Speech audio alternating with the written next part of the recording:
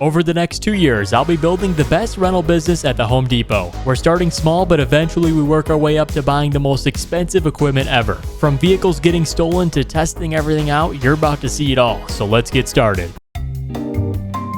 Welcome back to Riverbend Springs, guys. It has been quite some time, but we are back. We're going to go walk over to the new land for the Home Depot. It is massive. As you can see, it spans all the way down the rivers. This will be the first in the world to have a riverfront location Home Depot. We can use it for pickup and delivery from all the boats. As you can see, we've got a cargo ship just to our left, and that's going to work out pretty nice to deliver materials we might need at the store. Now, what sparked my interest to start this new program is Riverbend Springs has no store like this. They've got no Lowe's, they've got no Home Depot, and I want to open a Home Depot because the hot dogs. That's right, we're gonna have a hot dog stand too. So let's jump into construction mode, get this thing placed down, and then we'll get to buying some rental equipment. But before we do, guys, if you want to see us turn this into an awesome series, help me out, hit the thumbs up button. If we can hit 1,000 likes, we're gonna start a series here at the Home Depot, and if not, we're moving on.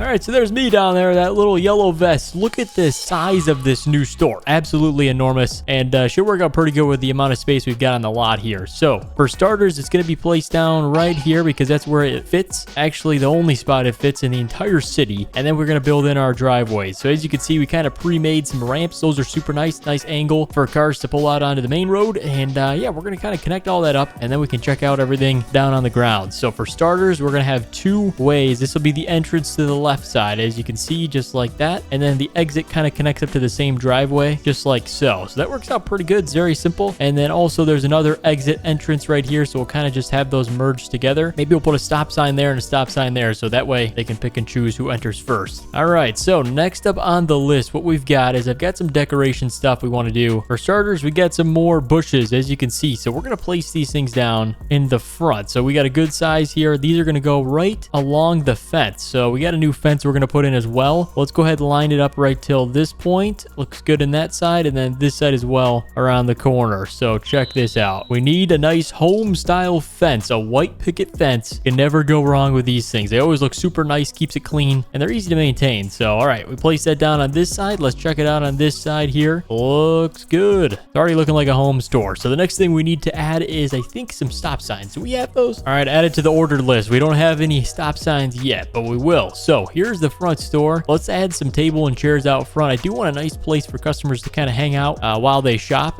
We need to fix up the lawn too. Check this out. Very nice. We almost have golf course standard grass here. It looks very nice right on the riverside here. I wonder if we could maybe do a delivery point for boats right on this point. We do have to do some construction because, as you can see, there's some rocks in the way. But here's the main entrance. I don't really know what else we should add. Maybe we add some lights. That's obviously always good to have in the parking lots at night. So we're going to add in the stadium style lights. These ones are good. We'll place one down right on this side of the parking lot, and then we'll do one maybe right over here. There we go. This place will not be dark at night. And then one more. I really like these ones. We're going to place them on the corner. That way the cars don't, I guess, run over my lawn there. So that'll kind of keep them away. They'll hit the light if they do. So, all right, everything looks almost good to go. Last thing we need to do is I'm going to do the hedging on the side of the grass and the driveway. So this actually looks super cool. Keeps it super neat as well, so we don't have to worry about like edging it with the lawn care equipment. So, all right, looks good to go. Let's go check out the shop, boys. Or should I say store? Look at the size of this thing. Home Improvement Warehouse. All right, so we've got all the stuff we need to sell out front already. We got garden sheds. We've got grills. What else do we have? Looks like we got some sort of stone and brick material for house building, and we have a lot of stuff around back. So we can kind of go do a little inventory. I know we're going to set up the rental equipment today, but there used to be a gate here. I don't know where the gate went. They took it out, but we're going to need to add that back because we've got lots of stuff back here that's for sale, and someone could come steal it if they wanted to. We got bricks and pavers and everything we would need for that side of stuff. Plenty of cameras, so that's nice. Background here, we've got loading dock A and B, so you may have seen a similar setup to last Home Depot stores. This one's pretty similar, but it's going to be brought back in a different way with this new rental program. So back here we got all of our lumber stuff. Very good to have that. And then garden center is just on the other side right here. Check out the garden center. Pretty nice setup. So our job is to set up the rental part of the business, and that's going to be parked on that end of the parking lot. So that's our job. We're going to get that all ready to go today. So we're going to jump onto our computer here, and we're going to check out what they've got for sale for us. I think they've got some trucks and some forklifts or something. We'll have to see when we get in, but let's go check out the Home Depot branded equipment. All right, starting it out strong. We're going to customize the trucks. These are the most important, and we're going to need them to tow back everything else we've got. So, all right, we're going to start with an orange color. Main color, there's our Home Depot orange. Matches it really well. We got the logo on the side, so that works out. So that way when people are renting them, we should add some advertising on the side, like rent for $19.50 an hour or whatever our pricing will be. Haven't determined that yet, but all right. In the front, what we're going to do, bumper color, I kind of like it chrome. It doesn't look bad, but let's see what it looks like if we do orange as well. You know what? We're going to keep it chrome. That looks good. Trim color, also going to stay chrome, and then we've got our rims and all of our options we got to go through. So let's check it out. We got dually options too. I think we are going to get a dually just because if someone's doing some towing, that'll be nice to have. So let's first customize 2 single rear wheel, and then we'll do the dually. So wheel spacers, no. Front bumper, good. Headlights, good. Auxiliary lights, don't need those. Cab lights, will do that. Window tint, I think we should add some window tint. It does make the rentals look a little nicer than some of the competitors,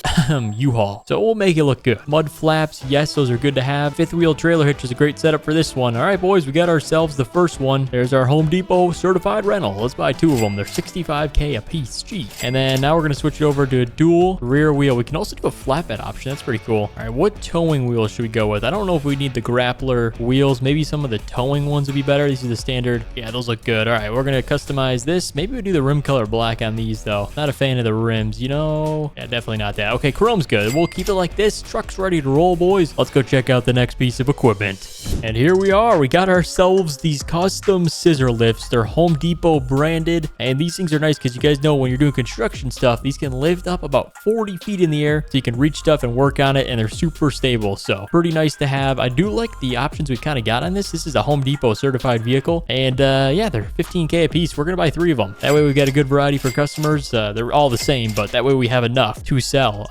Sun belt decals, we don't need those. All right, these things are good to go, boys. The final stuff we've got. Dun dun dun dun. Home Depot. More saving, more doing. That's the Home Depot. We've got ourselves custom trailers. That's right. Look at this. We can black out the secondary color, rim color if we want to go like that. That one looks pretty cool. Although maybe we'll keep it chrome. Makes it a little cleaner. Honestly, the black shows everything. So we'll keep it like this. We're buying 3 trailers because we got 3 trucks and 3 lifts. So that's a good 333. And yeah, we're ready to go pick this stuff up, guys, and drive it back. So let's go check it out and test it. Here they are, the F350. Let's get them hooked up to the trailers, and then we'll get the lift loaded in the back. So the trailer turned out really well. As you can see, everything matches good. Let's go ahead and unfold all of our ramps and everything. We got the lights. We actually have an adjustable trailer hitch height on this one, so that looks pretty good. Let's jump on the lift. They're pretty easy to operate and should fit in the trailer perfectly. The first one, all you do is you jump on, you hit the red button, and then that way, just kidding, you don't hit the red button. You just turn the key on, and then we've got this little joystick that moves us around. It's pretty simple. The wheels can move almost on a 90-degree angle, as you can see the way it's turning. Look at that. Those wheels are pretty nice. They're obviously airless tires, and this thing works pretty good. Now, the second test I want to do is I want to see what it's like with me in the air, because it's going to get a little bit more top heavy. Now, for the test, I actually want to see what this thing does 45 feet in the air. So we're going to extend it. As you can see, we can extend all the way, almost double the width of this entire thing. And then we can raise it all the way up to the sky to get to work. The JLG lift. Oh, okay. Yeah, we're pretty high there. All right. I think we're at max height. That's pretty nice. Get the joystick. Let's put it back at center. And then obviously if we're window washing or whatever else, we can operate it. But check this out. I'm going to do some steering tests. We're going to turn it on a dime and see if we can flip this thing over. I don't think we're going to be able to. It's got a perfect center of gravity, and that bottom part is really heavy. I think it's 2,000 pounds. Actually, might even be more than that. But look at this. I can clean the trailer from above, spray it down with a power washer, and then when we're done, we can fold this thing back down to ground height and fold it in, and then we're going to get this thing in the trailer. Now, only question is, how are we going to load this thing up? It's got traditional ramps. I think it might actually be thin enough to where we just drive it on one side. Let's check this out. Crank it around. Okay. Turn it. No way. We could back it on just like that. All right. Oh, the height's perfect, but I am going to have to duck down. There we go. Let's strap this thing down, and we got 2 more to load up. And then those trucks, obviously we got one F450. That's going to be going with one of the trailers. So once everything's ready to roll out, guys, we'll drive these things on back and set everything up at the new store. So see you guys when we're shuffling everything back. We're going to drive this first load, and then everything else will meet us back back. All right, the truck's doing pretty good. We should have brought the F450 because these things are not light in the back. Look at this. When I back up, the things are like dragging me on the trailer. Okay, let's adjust the trailer hitch height. But once we get going, they stabilize okay. Jeez, those things are definitely heavy. They might be close to 4,000 pounds. I'm not sure on the exact weight. Let me find out here. Get the paper. All right, 4635 is the total machine weight for the ones we've got. So we've got almost 15,000 pounds in the back. So yeah, we probably should have used the F450. But that's all right. We made it back. The rental equipment is all going to be lined up right here. We're going to put the scissor lifts right next to the sign, and then the trailers will kind of be backed in. So let's go ahead, unload everything in the back, and then the rest of the trucks will make its way over here. There we are. Check this thing out. All right, so let's set it up. We are going to have a little bit of a display because we want to showcase kind of these things. I'm not going to put it too high, but we are going to have to climb down because we want to show the height these things can go to. So let's just climb down the side. There we go. Yeah, it's a pretty good height. Worst case, if I can't make it up there, we'll send one of the rookies. And then this one, what we're going to do is actually pretty creative, guys. I don't think you're going to understand how creative I am, but we're going to line this one up right next to the other one. But what I'm going to do is I'm going to go even higher. Ready? We're going max height on this one, and I'll show you what the game plan for this is. I'm going to jump off this one, and I'm going to jump onto here. There we go. And then climb down. And then when we need to get on that one, we'll just climb up there. Pretty simple. And for this one, it's kind of just an extra. So we'll park it over there, but it looks pretty cool. Next to the sign, too, people will be able to look over here. Maybe we put it out front. It's not a bad idea. What we'll do is we'll extend it all the way to show the full max working platform capability, just like that. All right, so that section of the rental equipment, so far so good. Trailers, we're gonna back in. Let's get the ramps all folded in. Trailer height up, so we get that second axle, but trucks 3 there and then 3 trailers. So honestly, nothing needs to be special. We are gonna back them in on an angle. That way it's easy to retrieve them, and they just look a lot nicer angled backed in. So trucks will back in right here. F450 will be first spot, so these ones will be the second and third. I think you guys know the game plan. I'm gonna get everything back, and then we can check out what it all looks like. All right, everything looks good. We're almost ready to start renting this stuff out in a couple days.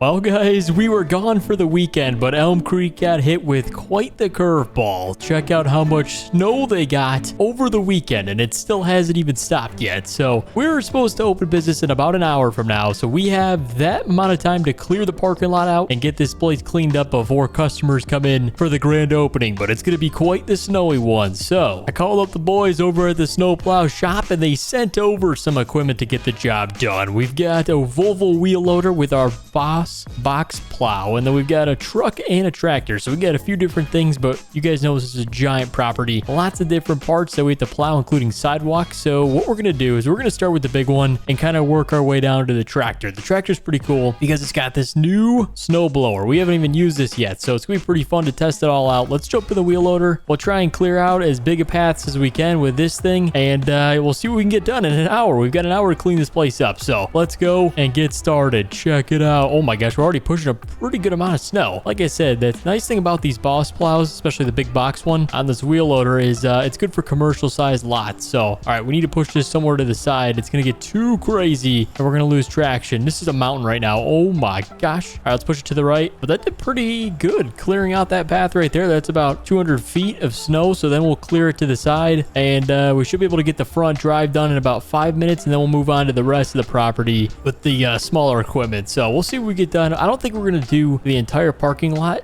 because it's still snowing, but if we can get maybe half of it done, that'd be great, because today is going to be a busy day. Here's the interior cab, all heated and everything. Very nice. Well, let's get over the bush we got. Can't even see it because it's so crazy how much snow's on the ground. But I was saying it's nice in here because it's heated. As you can see, it got controls, fan speed, everything. Pretty nice. All right, let's lift up. There we go. That pushed it to the side pretty good. All right, it looks cleared to the right. So we're gonna go back, kind of clean it up a little bit better. We are gonna add some salt down with the truck because that way it'll melt any remaining ice and snow we've got left behind. So all right, we're taking this second path. I think we're going to continue going down the drive as much as we can. We'll come back that other direction, but for now, let's try and get this stuff cleared out to the right side. There we go. Lift it up. That wasn't bad. The problem is there's a lot of snow and nobody's been maintaining it because we were going to do with our snowplow company. You guys know we're running 2 series here, a Home Depot and a snowplow company. So it's a lot of work, but yeah, we had nobody maintaining it over a weekend while I was gone mudding. So the road's cleared, so we shouldn't have any problem with customers coming in. That's the nice thing, is we want to make sure there's going to be a busy store for a grand opening day. It's supposed to stop snowing in a few hours, so that'll be nice. Oh, these are some mountains, man. Okay.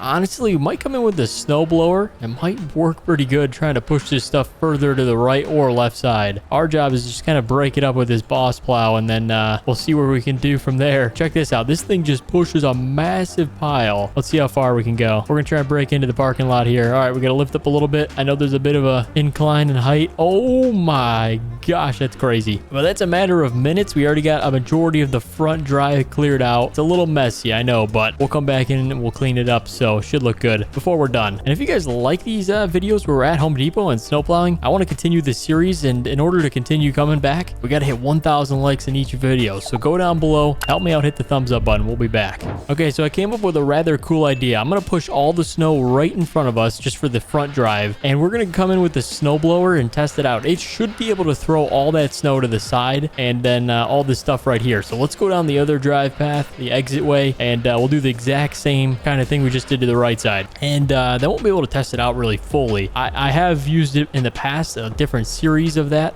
same brand, and it did very well. So our goal, push this all straight in front of us, and we'll see where we end up. But look at this. This is about the same width of the entire driveway. Let's go back. We need to do one more pass. You guys know they upgraded the tracks in this game too. You can see they're leaving some nice tire tracks from our heavy duty wheel loader, but not enough to push all this snow. Honestly, I would say we need more weight to move all these piles, but this is a lot of snow. Here we go, boys. It's cleaning up pretty nice. Okay, midway point is done in this drive, so we should be able to extend this all the way to the end of the driveway, and then we're going to break out the snow blower. So I really kind of just want to jump in that thing right now because I want to test it out, but this is definitely good for the front. Oh, hold on, we're missing a piece. We gotta make sure we have it perfectly angled. That way we optimize how much snow we can hold. Oh yeah, okay, I think we're capped out. This is a lot of snow. This is definitely something you want to use a snowblower for. Let's go jump at that thing. I think we'll be able to take care of the job a little bit better. So see you guys in the tractor. Okay, now don't underestimate, but this thing obviously is a lot smaller and a lot lighter than the wheel loader, but it's gonna get a lot more work done, and you're just gonna see right now. Watch this. This is the snow pile on the right side. What we're gonna do is we're gonna drop it down, fire it up. We got all of the blades, everything spinning, and then how we control this is we just look out the back window. We can angle it up pretty high, but look at this. This thing's gonna throw it up. Okay, we gotta angle a little higher. It's gonna throw all the way to the right side, just like that. It clears it up pretty good, and it breaks up these massive snow piles like ease. Look at that, dude. You're not gonna find that anywhere else, but that's nice to have because I mean we got these big piles up here that we're gonna need to take care of. We can raise it too, so if we need to get obviously the part of the mountain, I guess you could say, first on the top and then the bottom, I don't know. It's gonna have to kind of just do its best here. Here we go. Oh my gosh, are we gonna do it? Oh, we gotta lift it up. There's a curb. There we go. Look at this, boys. Oh my goodness, that is insane. Okay, now what we're gonna do, we're gonna lift it up and then we're gonna back up, shoot it high in the sky and drop it down. Here we go, boys. Let's eliminate the mountain. Oh my goodness, that's a lot of damage. The nice thing is it doesn't leave these mountains blocking the view of our beautiful store. It kind of disperses it all over the ground in the middle, kind of where our sign's at, and that's nice because I don't want to have it block any part of the store, especially on grand opening day. We can't have it all messed up. So here we go, last pass, and then I think we're honestly just gonna mess around with the snowblower a little bit more and try and get to work on the parking lot. We're gonna clear out the right side. I say we're gonna clear out about a half of it. So what we're gonna do for this is we are gonna angle this to make it look nice. So you see the street poles, that's our marker for the parking spots. So let's go ahead, we're gonna angle it right here, and this is the first parking spot. So we'll kind of just line it up, all the snow against the street signs, you could say, or street lights, sorry. And then we'll have enough parking spots for the grand opening. Should be about 200 in this full area. But this thing is working good, boys. Let's go ahead, we're gonna angle it this way, try and go around it, because we're gonna have unloading and loading over in this area. That is a lot of snow. Oh my goodness.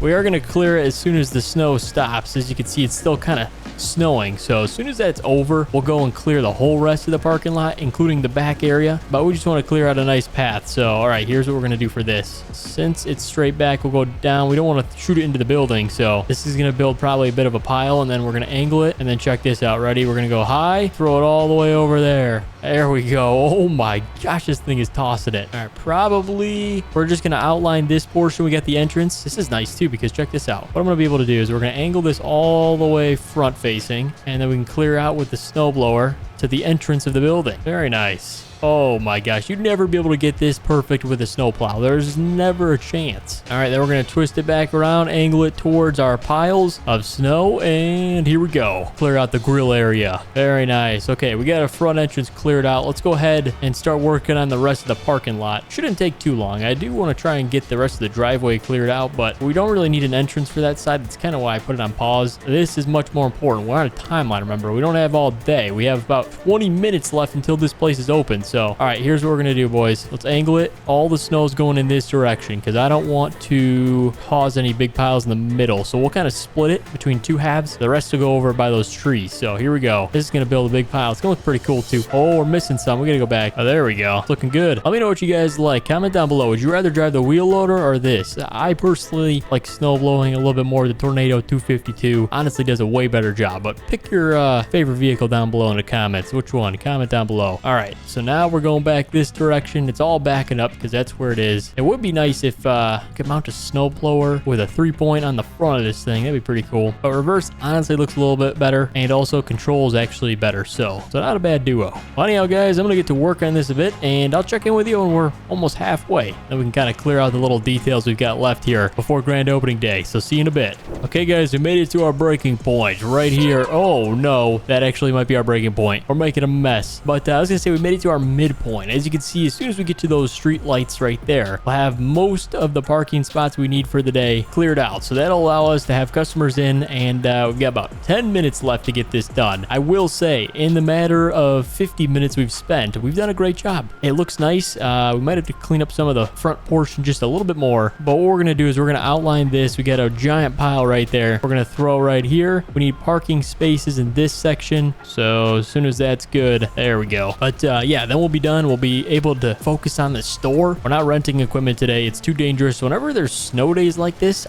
we can't really rent much equipment. We can if we expand the fleet, but I have limited vehicles. I don't really want to have people crash them, especially on a snowy day like this. So we tend to kind of just close down rental sales, and we're allowed to do that. Obviously, for insurance purposes, we don't want to have too much liability of people crashing stuff. So, all right, there we go. We got about probably 4 passes left, and then we'll be done. Check it out. We got a little bit of first-person action going on here. Look at this thing go. It's done probably about 15-16 passes, and it's done well on every single time. I don't know how many passes it takes until this thing kind of bogs down, but I mean, it's been running great. It's burning fuel too. I think we're almost empty on tractor fuel because this thing is powered through PTO, so it does speed up the fuel burn just a little bit, but that's what the tractor's for. I do want to see maybe if we can build a mega Tornado 252. Let's bump it up to a 2500. See if we can put that on the back of a 9RX. I wonder how fast we can clear out a parking lot, but check this out. I'm going to try and raise it up, go all the way back to the other side because we have to stay in this direction now. I mean, we could turn it. I really don't want to. It's honestly quicker to just go like this. Drop it back down, fire it up. Pass number 3, 4, 5. So we got 3 passes left. Well, let's throw it all the way in the distance there because we can't mess up that little strip that we just did on those parking spots. It's looking good. I know we're going to throw a lot of snow as soon as we get to the big piles we've been adding to for a little bit of time. So, oh, we missed a spot.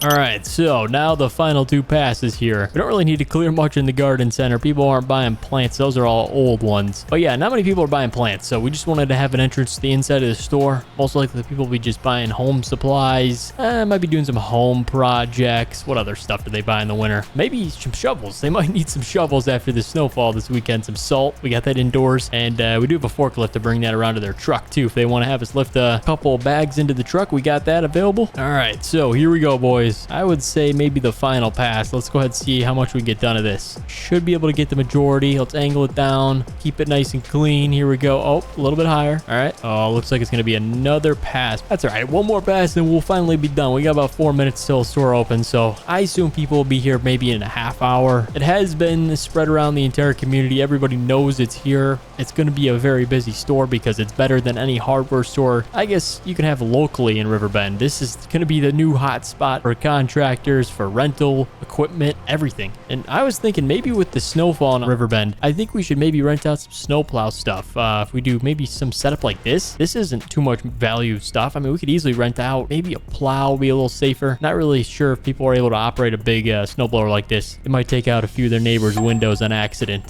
So maybe if we rent out some smaller ATV plows, some trucks, maybe with plow mounts on them. That'd be pretty cool. But that pretty much sums up our snow plow cleanup job or snow blow cleanup job at the Home Depot, guys. All right, guys, it's exciting. We've got a busy day ahead of us. Like you guys saw, we have got delivery day. So we're going to be unloading from a container that got dropped off last night. That's the first thing on the to-do list. And then we're going to be delivering some rental equipment. We haven't rented out anything besides one truck. So it's been going pretty slow. So I think we're going to add in some new upgrades next time at the store. So as you can see, we got some lifts and then we're delivering a truck. So we'll take care of that today. Anyhow, here's the container that got dropped off.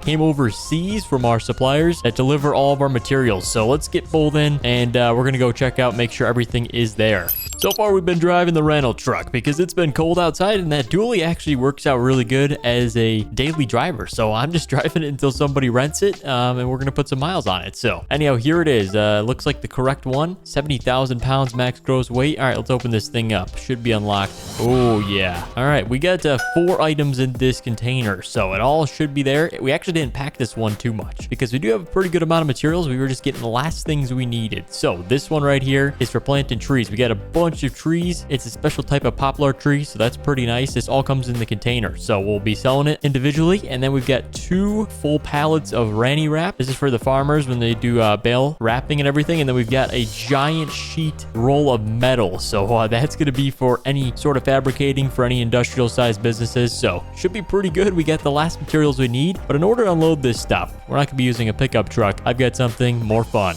And there we are. We've made it to the upgrade, the Kubota SVL. So this is going to be our work skid steer. This thing works really good around the yard, and it's orange, so of course we had to buy it. That's a little close. Anyhow, we got a camera on the back. We've got digital display. I'm pretty sure we do somewhere. I guess it's that one. We can switch between different things. I like having cam 1 on. And then we've got obviously our 2 controls. We've got full fuel, so that's great. Park brake, lights, ignition right there, as you can see, so I can turn that on and off. Speaker, is that a speaker or heat? I think that's heat. Windshield wiper controls. So skid steers work actually really good for clearing out containers. The skid steer is smaller height compared to the forklift. The forklift can't fit. We could get a telehandler, but I like kind of being precise with it, and this thing actually is the perfect width for a full-size container, so works out perfectly. Everything's going to be sorted in different parts of the back lot, and nothing's going out front, so everything's going on the shelves to be processed into the store, and it'll be kind of indoor materials only, so should work out pretty good. For the trees, I think those are going back by the garden center. It's a little early to get those, but they're in season, so that's why they had to ship them out right now.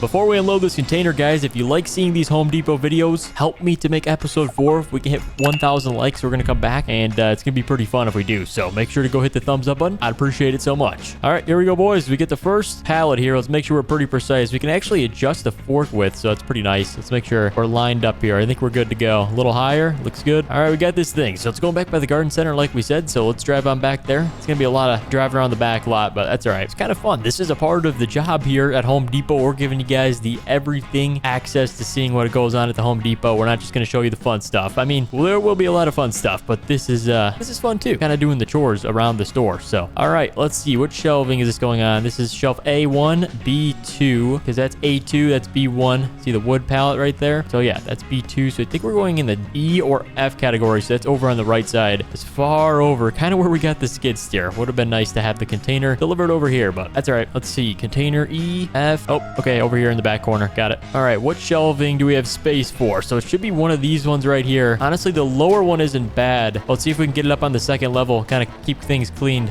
Hey, it should fit about perfectly. Here we go. All right, that was about max height we could get, so let's push it in. There we go. As you can see, they got other gardening equipment being delivered in all those boxes and stuff. That's all plants and different seeds and stuff for growing in springtime. So they got to start delivering that stuff now, which is kind of early, but hey, I guess springtime's just around the corner. All right, next up, we got 2 orders of Ronnie wraps. That should last us maybe 2 months, so that's a pretty good supply. That's going to be going over kind of where we just took the trees, so would be nice to take all in one trip. But all right, what's this stuff behind here? I think those are chemicals when they're locked behind the cage because they got to be controlled. We got lumber and boxes in there. Those are parts right in through there. So all right, let's grab the Ronnie wrap.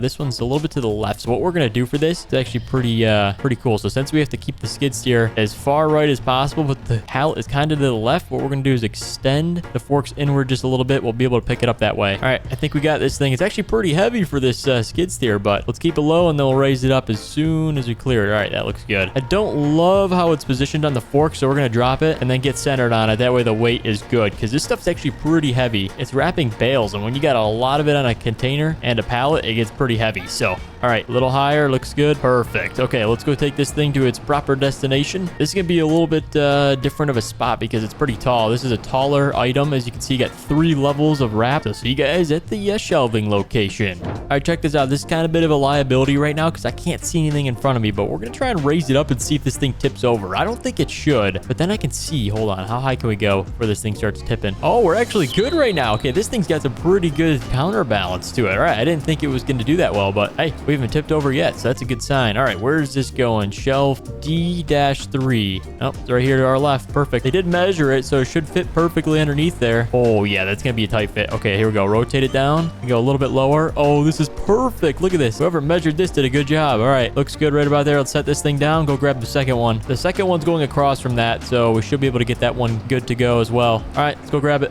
All right, boys, we've got the second pallet here, so let's go ahead. We're gonna drive the whole way with this thing raised up now. Should be as easy as the last one. It's the same weight, so man, this skid steer is perfect. I can see as well, so I don't hit anything in front of me. Looking good. All right, let's go around the back. Let's see. This one's in the F category, so yeah, right across from the one we just dropped. Pretty self-explanatory. All right, we made it around back here, so let's drop this thing down. That way I can see, or I won't be able to see now, but all right, there should be one spot open. It's not going to fit on the second layer. It's always going to go ground floor, so all right, there it is. F5 right here. All right, hopefully it fits. I think it should be the same shelving height as the other lower ground one. Yeah, it should be good. All right, boys, that one's good to go. For the last one, it's a special metal, so we're actually going to be putting it indoors for processing, and we're not driving through the store. We're going to drop it at the door, and then we'll process it at the end of the day. But let's go around back and pick that thing up, and then we're going to go to the special door, which is actually right next to the side, so shouldn't be too bad. And then here is our special trailer we've got. This is going to be the delivery tray to the Mid-Soda. The triple axle, it's more than able to handle any rental truck delivery or skid steer or whatever else we have rental-wise. Maybe even a trailer. A trailer, we might be able to load up, but I'd probably just tow it to the person's house. We're going to use the dually, obviously, to tow that, so the truck we've been driving should work out perfectly. We're dropping off the F350, and yeah, they're renting it for $49 a day. So pretty good pricing. It's usually $85 if it's overnight, but we're giving them a little bit of an opening special deal, so that way we can get some people in the rental program. They come back as returning customers. It's a pretty good strategy. So all right, here's the last one. Special piece of metal. Let's not mess this one up. This stuff's pretty expensive, and it's actually very special of a delivery with us doing this because it's on 2, wait, is that 4 pallets? I think it's on 4 pallets. Okay, let's make sure we get the forks adjusted correctly. I don't think we're gonna be able to reach. Oh, we can. Okay, that's good. It'll counterbalance the weight of this thing. It is pretty heavy too. Oh, we need to go a little bit lower. Looks good. All right, I think we've got lift off on this thing, so let's back off. I hope this thing doesn't fall. The fork should be long enough, but as long as we keep it pretty center, I'll be good. Look at this thing, guys. Oh my goodness. Yeah, the forks only cover about half the pallets, but hey, it's holding up pretty good. I think the pallets are bolted together, plus this thing's strapped, so that really helps to keep it together. The metal really is the whole thing holding this thing together right now. So let's lift up a little bit. We got a speed bump. All right, looks good. And this one's going in the processing door around the corner. All right, this is it right here. Wasn't bad. Let's rotate around, make sure we don't mess anything up. They don't want us to block the door, so we got to set it to the side here. So let's kind of rotate. This is tight maneuvering, especially when you get 4 pallets for this thing. All right, that was good right there. Let's drop it. We're going to back up just a little bit. Perfect. Skid steer did a good job. Let's rotate around. Look at that. 360. This thing's nice too. Forklifts are good, but I mean, this thing, you can stay in the same position and rotate the tracks. It's awesome. Wait a minute. I want to try something. Since the container's empty, okay, they're not wide enough. We would need a wheel loader for this thing, but we actually are going to just park this thing in front of it for now because we're moving on to our rental equipment delivery. So let's go grab the dually. That's over this way. And then the trailer's around back like you guys saw, so we'll pick that thing up and then we're going to load up one of the trucks. It's being dropped off in the Elm Creek neighborhood, so not far. It's not like we're driving too far for these deliveries. There is a 20-mile radius where we can rent equipment to. Obviously, anybody can come into the store, but in terms of delivery, we've got 20 mile and honestly minute maximum. I don't want to drive any more than that. But all right, here's the trailer, boys. Oh, a little bit too far. Let's make sure we're centered here. All right, we got the trailer. This thing should work out pretty good. We can adjust the height. There we go. We're level now. Hey, actually tows behind really well. The triple axle is a good setup, so I'm excited to use this thing. I'm not sure if it has any special features. It does have the dovetail, so you can drop that thing down. I've got the key for the second truck here, so let's just pull off to the side and we'll get the dovetail down first. Let's see, truck 1 and 2. I got key 2 here, so that's the one we got for the delivery. Looks good. Trailer is ready to roll, so let's get this truck loaded up. Here it is. This thing's still got 0.04 miles on it, so hopefully somebody uses this truck. We need to get these things going, making some revenue on them to pay this thing off. But all right, oh, it fits perfectly on the trailer. Would you look at that? All right, let's strap this thing down. Let's see, wheel 1 and 2 looks good. Raise the dovetail and we're out of here, boys. We got the lights on the truck still. That's all right, we're not going far, but all right, neighborhood is not far. We're already over the bridge, so we're almost halfway there. At least we're not going that way. So taking a left out of here, and I'll see you guys when we're getting close to drop this thing off. All right, looks good, boys. So we're picking this thing up early in the morning, so we got to get ready to grab this thing as soon as this person's done with it for using it the rest of the afternoon. And then tonight they're moving something, not sure exactly what. We don't need to know, but maybe a couch or something. It's nice to have a truck for. But the house is up here on the right side. It's this big one, so pretty good sized house here. Obviously they're not moving anything with that SUV soccer mom car they've got. So all right, let's unload this thing, and then we'll be back in the morning to pick it up at 8:30 sharp. So all the forms are pre-filled, so all we do is just drop it in the driveway, put the keys in the gas cap, we're good to go. It's very simple. We call the program driveway because we literally drop it off in your driveway. All right, boys, first truck delivered. So I'll see you guys in the morning and we'll pick this thing up. Good morning. Welcome back, guys. I ended up just sleeping at the Home Depot. So yeah, it's 8:30 the next morning. Sun's already ready to go. We're gonna go pick up the rental, like we said, 8:30 sharp. We're a little late. That's okay. I told the person we're on the way and they didn't answer. I had to leave a voicemail, so you know how it goes. They rent the vehicle and then they don't care about you. But all right, guys, we're gonna head down the road here. Shouldn't be too long until we pick this thing up. We'll do our checklist, make sure everything's working on it, make sure nothing happened, and see you guys when we're getting close, and we'll show you the pickup protocol. We're getting pretty close, but I see, is that an orange truck? Is that our pickup truck? I thought we weren't there for another 2 blocks. What is this thing doing on the side of the road? Hold up a minute. Yep, that is our rental truck. Whoa, what's going on? I was wondering why the GPS in the truck. Oh gosh, this is bad. Hello. Nobody's in the truck. This thing's completely empty. I was literally 2 blocks away from getting the truck, and this is what happened to it. What is going on? Okay, this is a major issue. I tried calling the guy. Let's try dialing him again. Oh, great. Your call's been forwarded to voicemail. Oh, no, this is not good. Well, usually the police department will give us a call if someone crashed a vehicle, but I don't see the plates on this thing either. Oh, okay, the one's on the back, but the one in the front's gone. Interesting. Okay, this is very, very crazy. I mean, it's something that does happen. Maybe they didn't have the proper insurance or something. I did get a copy of an insurance, but it could be fake. All right, I've got the spare with me, just in case the person wasn't home. Okay, it's having some firing issues. I'm trying to get it running. Okay, it's running. Engine still should be working, but it looks like the grill's been kind of messed up. The front bumper's messed up too. Oh, the steering, you can't even turn the wheel. That's as far left as I can go and as far right as I can go. As you can see, the bumper's inside of the steering column. All right, that's very bad. I've got an idea.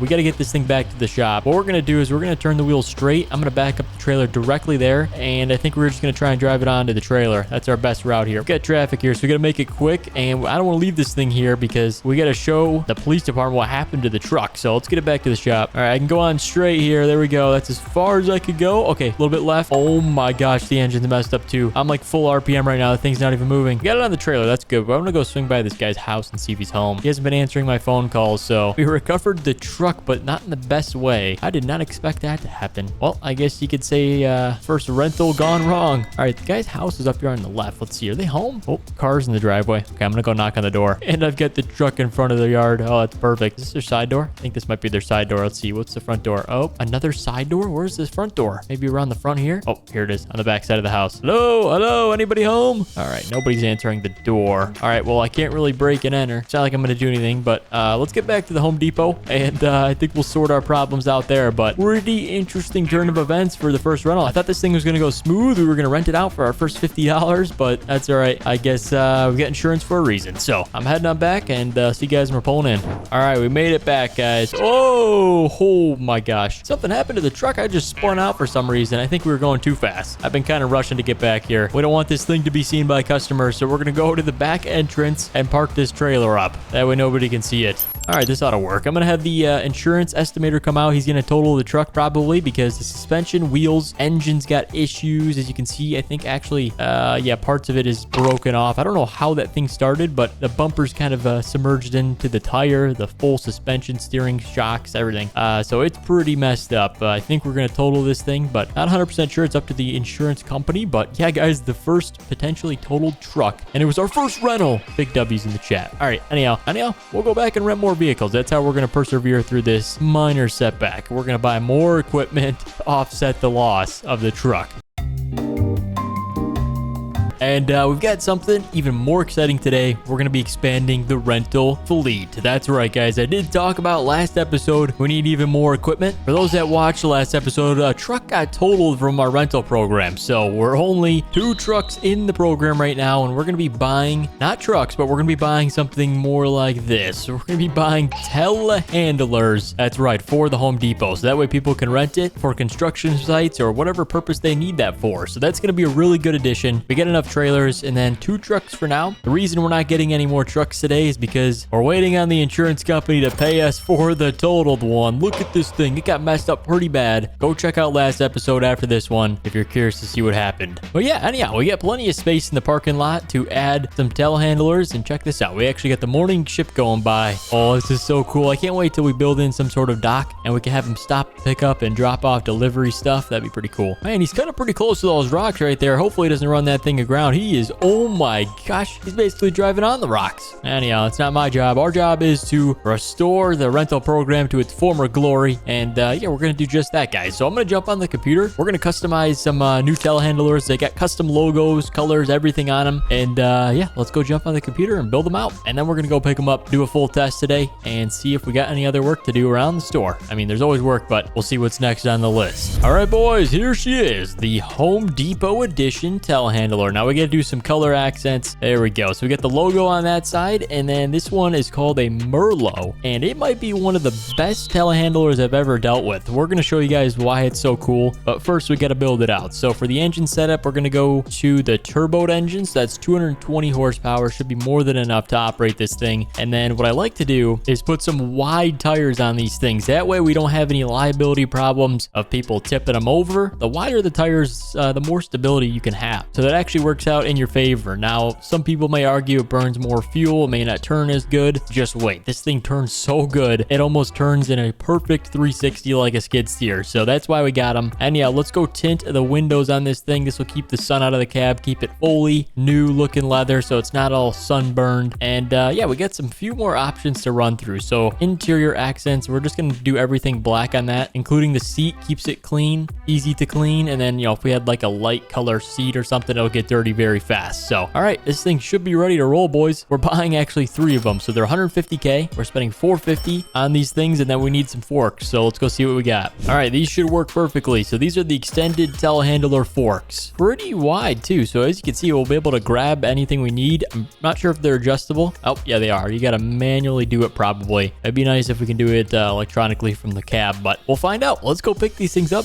Should go pretty good. We're going to go pick these things up with the trailer. Got to grab that around back. So meet you guys. We're getting close to town. We'll go grab these things and we'll be able to, I think, load up 2. We're going to start with 2. And then if I want to, I can grab the 3rd one and drive it back. So since we've got a commercial license, I think it's got a plate on it too. So we can drive that thing down the road. I think we'll do that for the 3rd one. We'll be able to test it out, the road capabilities and maybe all the turn signals and stuff. All right, see you guys at the store. Okay, we have made it. Man, those things look good from a distance too. Oh yeah, the Merlot telehandlers. And we got a free tank of gas with our purchase of 150,000. So that was nice of the equipment dealer. Anyhow, I think we should be able to get 2. The nice thing, we got the dovetail, so should leave us some extra room. And yeah, check these things out, guys. They are massive. I mean, look at the size of the tires on these things. They're really good. It's going to help for stability. Like we said, here's the back. Got a 3-point hitch. So if you got any like special equipment you got to tow or hook up or something, I think you can use this for that. I mean, this is pretty crazy to put on a telehandler. So pretty cool. We got exhaust right there. I think the full hydraulic system engine's right there. On this side, obviously, obviously. Got crab steering. It's got all-wheel steer, all the telehandler stuff you'd need. So works out good, guys. Let's jump in the first one. Let's grab this one. I think will be the good one to test out. So as you can see, start it up, you get 2 digital displays. You get so many different buttons. Now we can kind of go in detail as much as we can, but I'll keep it simple. So that little turn knob right there, that adjusts the speed at which you're operating the hydraulics at. You got obviously right here, you can move everything you would need. Your forks, there we go. Looks good. Extend. I think that's on one of the buttons right here. Yep, there we go. So this thing can extend, I think 40 feet, the guy said. So that's a pretty good amount in case we're reaching a high shelf too. So we might use these things around the yard. Oh, it's still going. This is insane. And there we go. That's about 40 feet. Looks good. And then check this out. You can raise it up. Obviously stability gets pretty bad when you go high with a lot of weight. Check this out. That is insane. It'll be good to showcase out on the road. I'm pretty sure we're going to do that. So let's get this thing back in to transport mode and we'll load it up. But besides that, you get windshield wipers. You have everything you possibly need. You got indoor air and heat. So super nice. And it looks really cool with the tint on the windows. So, all right, we got this thing loaded up. We got to go all the way forward. We're going to drop the forks on the front of the trailer here. That works out pretty good. We'll strap it down. Looks good. First tire, second tire. Shouldn't go anywhere. And then the second one, we're going to back on. I don't know if we can do that. We're going to probably have to go forward facing. But since we're towing, you don't want the forks facing backwards. That could cause an accident. And yeah, you don't want the forks facing backwards. That's all we'll say. But I have a pretty good idea. So we're going to load this thing up. Oh yeah, we should have plenty of space. But I'm going to go all the way to the ground. Here we go. Watch this. And then we'll just go underneath the other one. Yeah, that's plenty enough space. I can fold up the dovetail already. So right there looks good. Let's bring the back of the trailer up and we'll be heading back to the Home Depot. And then we're going to drive that one. So it'll be fun to test out the road conditions. But all right, dovetails up. Let's strap this stuff down and we're moving out with the new equipment. If you guys are enjoying this video so far, help me to make more episodes and go down below and drop a thumbs up. I would appreciate it so much, guys. It goes a long way in helping continue the channel. And if you guys haven't subscribed yet, you're missing out. Oh, look at the river view of the Home Depot. This is like the best location. You can't get anything better than this. This is perfect. All right. Well, we're going to put this at is...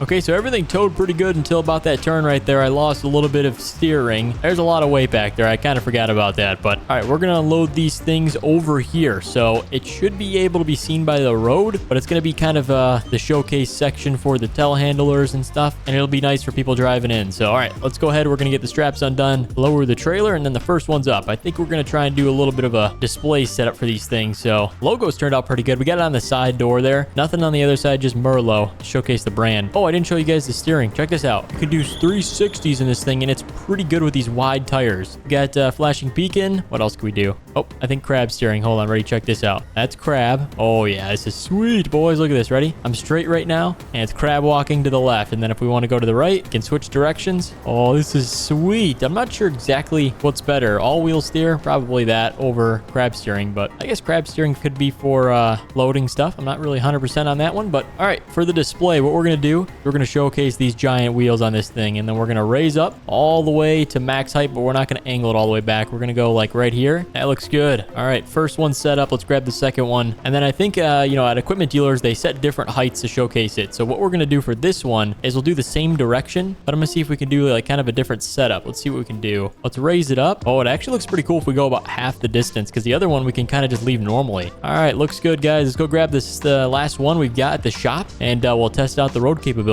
Okay, we made it. We're testing out all the lights right now because we need to turn them on for our transport here, because this thing isn't the fastest. So we might have some cars behind us. We got our license plate though. Check that out. FS25 Riverbend Springs license plate. I do want to do some tests in terms of lifting, weight, maybe even towing. That'd be good to test out here. Let's go buy some stuff and we'll be able to test this thing out. Okay, the first test we've got is going to be the 3-point hitch. So this is going to be cool because this thing's full of water. So it weighs, I think 3,000 pounds total. So that's a pretty good test for the 3-point. It's pretty strong too. We got all of our electricals. You can do hydraulic stuff too, but this is cool. And then we've got a 1,500 horsepower Antonio Carrara, whatever this thing is. It's actually an articulating mini vehicle. I'm pretty sure it's articulating. Oh, we got sold a fake ad. I don't know. It's a cool little vehicle. Actually sounds like a go-kart. All right. And yeah, this will be for the test of the front of the forks. So make sure we can lift up a couple thousand pounds worth of a vehicle. That'll be the real test. So all right, boys, in 3, 2, 1, we're going to pull the water trailer. Oh, yep, as I considered. No issues at all. Let's see how it tows behind. Okay, pretty smooth. Not bad in the towing. Let's get something larger. Ah, Ah, yes, a mother bin. Welcome to the world's largest gravity wagon, or auger wagon, one of the two. This one's got a 3-point. Oh, that's a pretty long 3-point. Oh, this one's struggling a little bit more, but it's still pulling it. Oh, yeah. Good thing we got the engine upgrade. Okay, let's see what this thing looks like going down the road. Okay, we're wide throttle right now, so it is a little heavy, but look how this thing turns on the back. All right, that's interesting. Plus, you've got the all-wheel steer. Oh, here we go. We're struggling on the turn. I think it's because the wheels got messed up on the trailer. There we go. Once we straighten out, we should be good. Oh, yeah, this mother bin is heavy, so world's largest auger wagon. All right, let's drop this thing. Next up, we're testing out the forks. They're going to see what this thing can lift. Hopefully 2,000 pounds, but we'll find out. Oh, we can extend the forks, too. The width of them. All right, here we go. Should be perfect. Actually, nice having the ability to lift it up in the center, and it's not a super wide vehicle. If we had a car, we wouldn't be able to lift that. So this one's able to hold it pretty well. So, all right, let's drive. Looks good. Lift this thing up. Oh, no problem, dude. All right, I think we can get 4,000 pounds or 5,000 pounds on this, so pretty cool. We're bringing this thing back to the Home Depot. It's going to be our fun vehicle to run around in the yard with. All right, see you guys back there, and we'll see what else is on the list. Okay, we only dropped this thing 4 times on the way back, but yeah, should be a cool addition to the fleet. We've got officially telehandlers in the rental. Oh my goodness. Don't worry, it still runs, I hope. Good thing we got the telehandler to flip this thing back over. Check this out.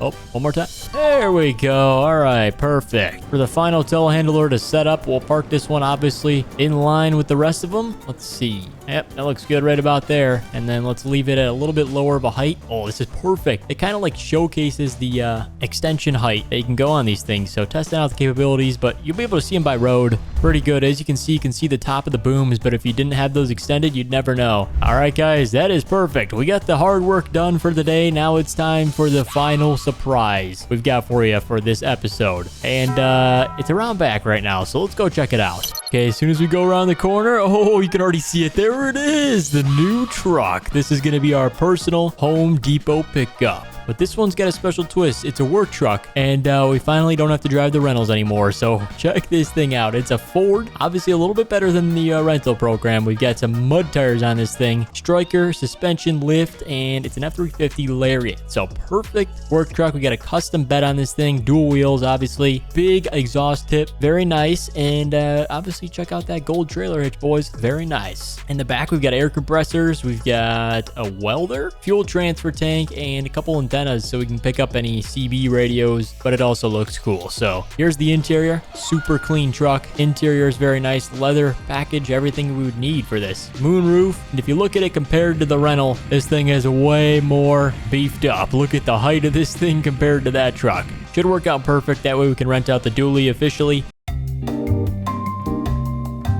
Because we've received 2 new online orders, which means we got to go drop it off at the front of each store. So as you guys know, we got a new truck we're going to hook up to a trailer, and then we get some loading to do. As you guys know, we keep all of our pavers and wood planks around back, and that's actually a part of today's delivery. We've got Hardware Bob down the road. He ordered some wood planks. He ordered a pretty good amount too. I'll show you guys his order. So we did get them pulled out of the back, and they're just over here. So we got 2 crates of wood planks. There's probably 48 planks for each set. So he's going to have close to 100 planks, 96 to be exact. And then we're going to be loading up some planks of wood because the barber shop is actually expanding their store for an upgrade, and they're adding in a wall. So they're also going to need some cement blocks, which we have over here in the cement section, and these 3 right here. So this should be enough for them to build up a retaining wall. They're kind of separating an office space from the front store. So that'll allow for their construction project, and then the wood planks will be for their brand new wood floor because they've had some issues keeping it clean. So anyhow, guys, let's grab the truck. We're going to grab our truck for this, and then trailer. We do have to bring along the skid steer to unload as well, so we are going to bring that and use it to load everything up. So it should be an awesome day, guys. If you like seeing these Home Depot videos, help me to continue making more, and go down below and drop a thumbs up. I would appreciate it so much, guys. And if you haven't subscribed yet, you're missing out. Okay, here we go. We got the Minn Kota trailer here. Should be perfect. I do have all the stuff on the back, but as long as we don't take the corner too sharp, we won't hit our compressor or the welder on the right side. So all right, we're going to actually back the trailer up, and then we'll load up the planks around here first. So let's get this thing positioned right here. Looks good. Should be enough room for the skid steer. So truck's ready to roll. Let's go grab the Kubota, and then I'll be back over here to load up the wood.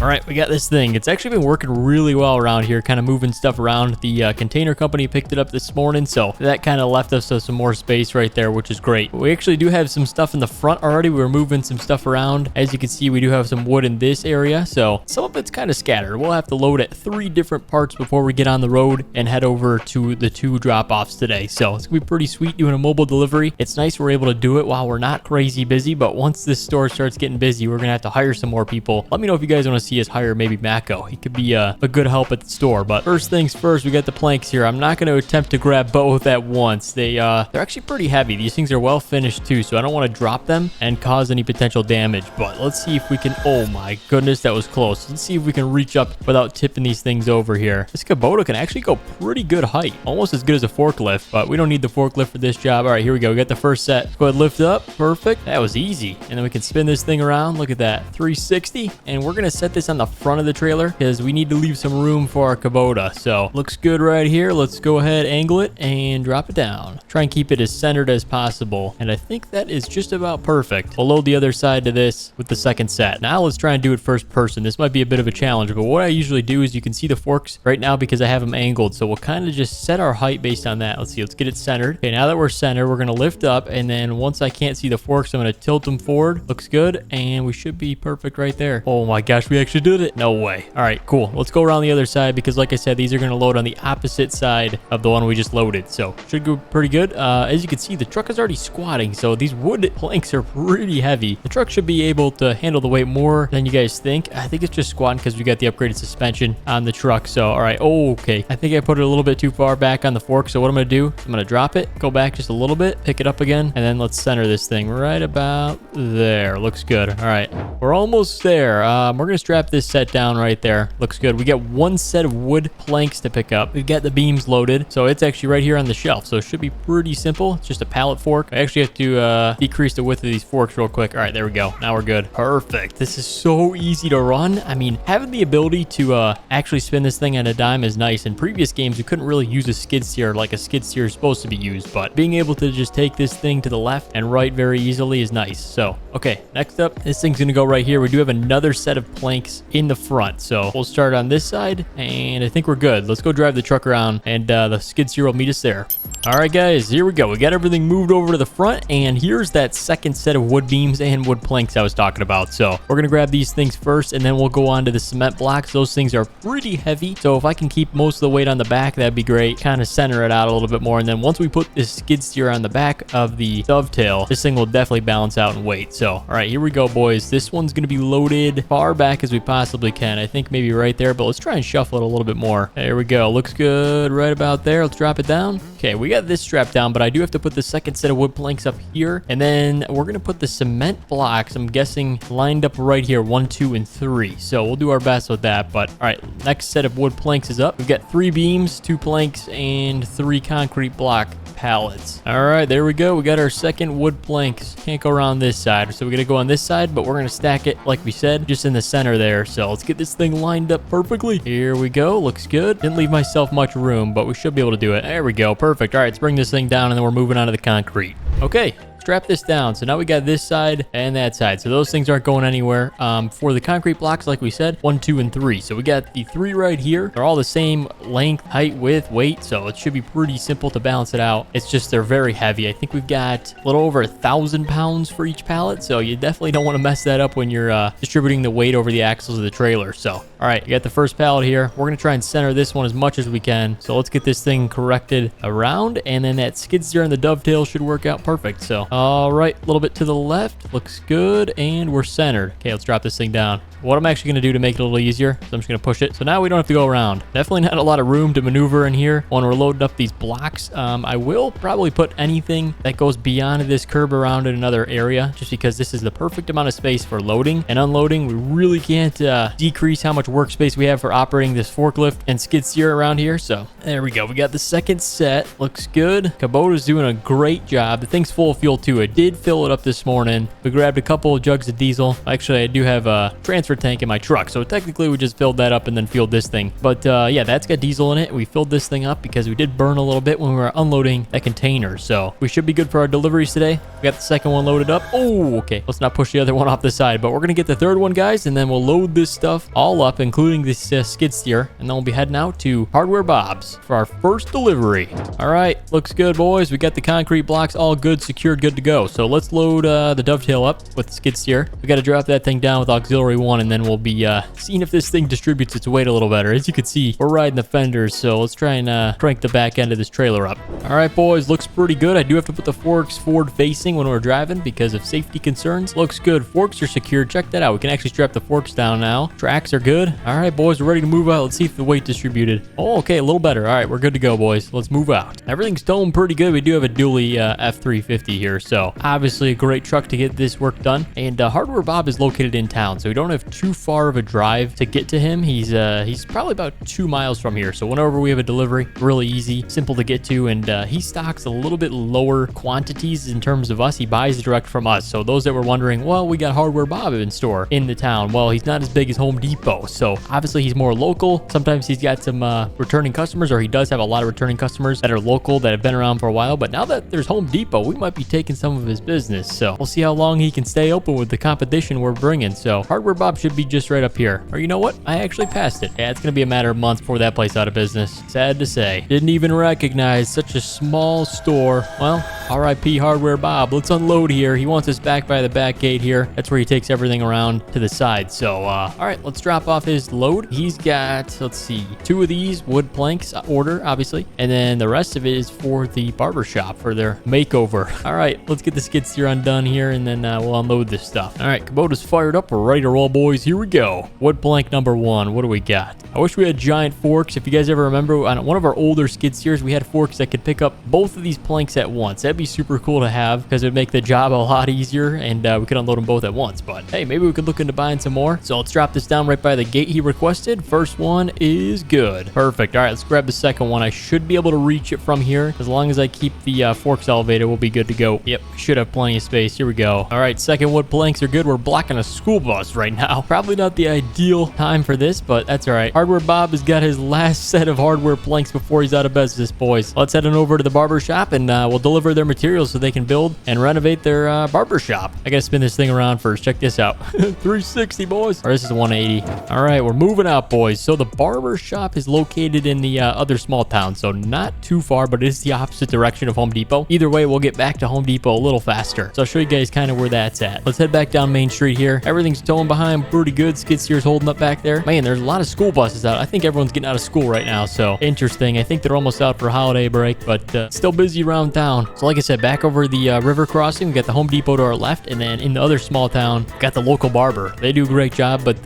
yeah, like I said, it's an old place, so they need to renovate the floors and renovate some walls, which they're going to add in those concrete blocks for. They're building a new office space for the manager, so that's going to be nice. Here it is up on the right side. Barber shop, that's the name. Very simple and clean. So let's see, is there any other drop-off points? I know this is their whole store frontage right here, so the rest of it's the crossing store. I don't want to take up one of their parking spots, but let's see if there's a back door. I'm not sure what the construction contractor said. Oh, okay, I think there might be a spot. Yeah, this is definitely going to be better. So they've got a whole back door to the barber shop. Got a bathroom back there, a bathtub. All right, so we're actually going to drop it around here. Might have to unload on the side and then bring the skid steer stuff over here, but that'll make it easier, kind of keep the mess out of the front, because I'm sure the landlord that they rent the building from is not going to appreciate taking up one of his parking spots. So all right, let's keep this simple, and we're just going to back up in the other street here, throw the hazards on, and then we'll be unloading. All right, hazards are on the truck, I think. Let's check them. Okay, yep, we're good. Hazards are on, so we're going to unload everything here. Honestly, we might be able to load up these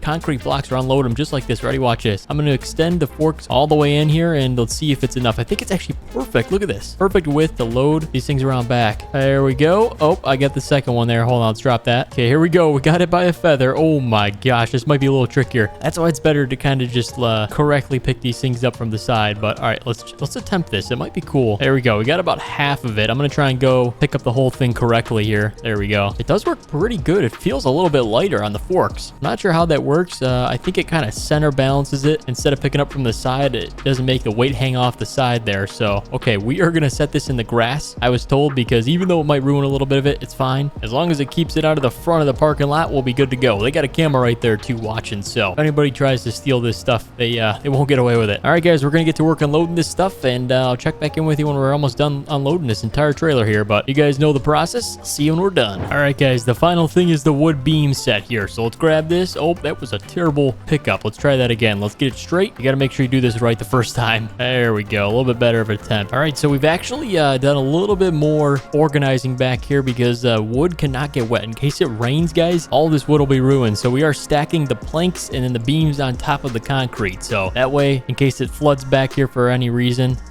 everything in the wood category will stay good. So, all right, let's get this thing set down on the concrete. And I don't know how I'm going to back up here. Hold on a second. We're going to have to angle it just a little bit, and let's drop it down. Bring in the forks, turn around. All right, we're good to go, boys. The job is done. So let's load up the skid steer. And yeah, both mobile deliveries are done. So we just got paid $4 grand for both of those, including material costs. So that means we made $1,500 from those deliveries. Absolutely insane. People think it's a little bit easier though, because they don't have the proper equipment to move stuff. Like they don't have a skid steer. That costs a lot of money. Trailer, truck to pull all of it. And it's a little bit easier because it's insured if we bring it to them. So welcome back to the Home Depot, guys. Today we've got delivery day part 2. But today we had something unexpected happen, and things took a turn for the worse. It got pretty interesting, so watch to find out. And without further ado, let's get into it.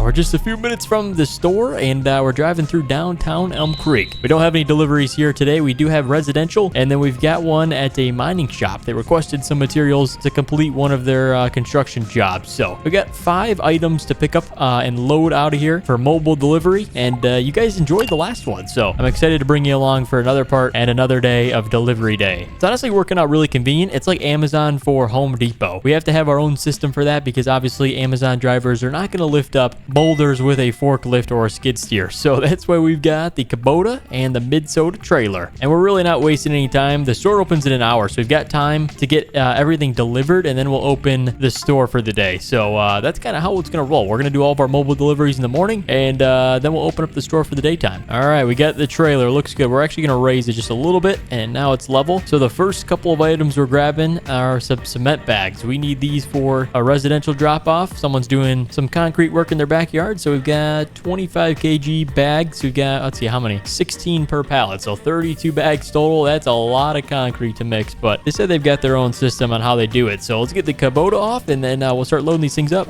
All right, boys, we got the skid steer. Let's roll. So we got the checklist. The first 2 items we got is the cement bags, obviously, so 1, 2, and then we've got prefab walls, door walls to pick up. Not really sure what that is, but that's around back in section G. And then we've got 2 more items. We've got the boulders for the construction company, and then more wood planks. So we got 3 drop-offs in total today. The cement one's going to residential for the first one, and then the second one will be that construction company. Third one is another, it doesn't really say here, it's just an address. So we should be good, boys. Let's load these things up. Cement bags are going to go on the front because they're really not that heavy, so this will kind of be good for front weight. There we go. Looks good. These skid steers, man, work so good. All right, first one's good to go, boys. Let's grab the second one, and then we'll be flying around back to go pick up the prefab walls, whatever those are. I saw them coming on a truck the other day, but delivery crew took care of unloading that thing, so it worked out pretty good. But all right, guys, I'm gonna get loading the rest of these bags up, and then I'll check back in with you before we grab the next set of loading items. But before we do, guys, if you want to see us come back to this Home Depot, you guys are showing some crazy support. Help me to keep making more. Go down below, drop a thumbs up, and we'll be back. Okay, guys, we moved all the stuff around back, so we're doing the rest of our loads around corner here. We've got 2 on the racks, F, and right here is the G category. So we've got the wall prefabs. I think these are door and window sets, so I think they can build almost a whole room or a mini house with this, so it's pretty cool. It works out good for those people that don't really want to do all the work for drywall and everything. I think it's a little bit cheaper of a quality build. Obviously, you're not building a nice big house. You're probably adding on to like a trailer home or something, but this just kind of simplifies the whole process there. Saves you a lot of materials you have to get to build a whole wall and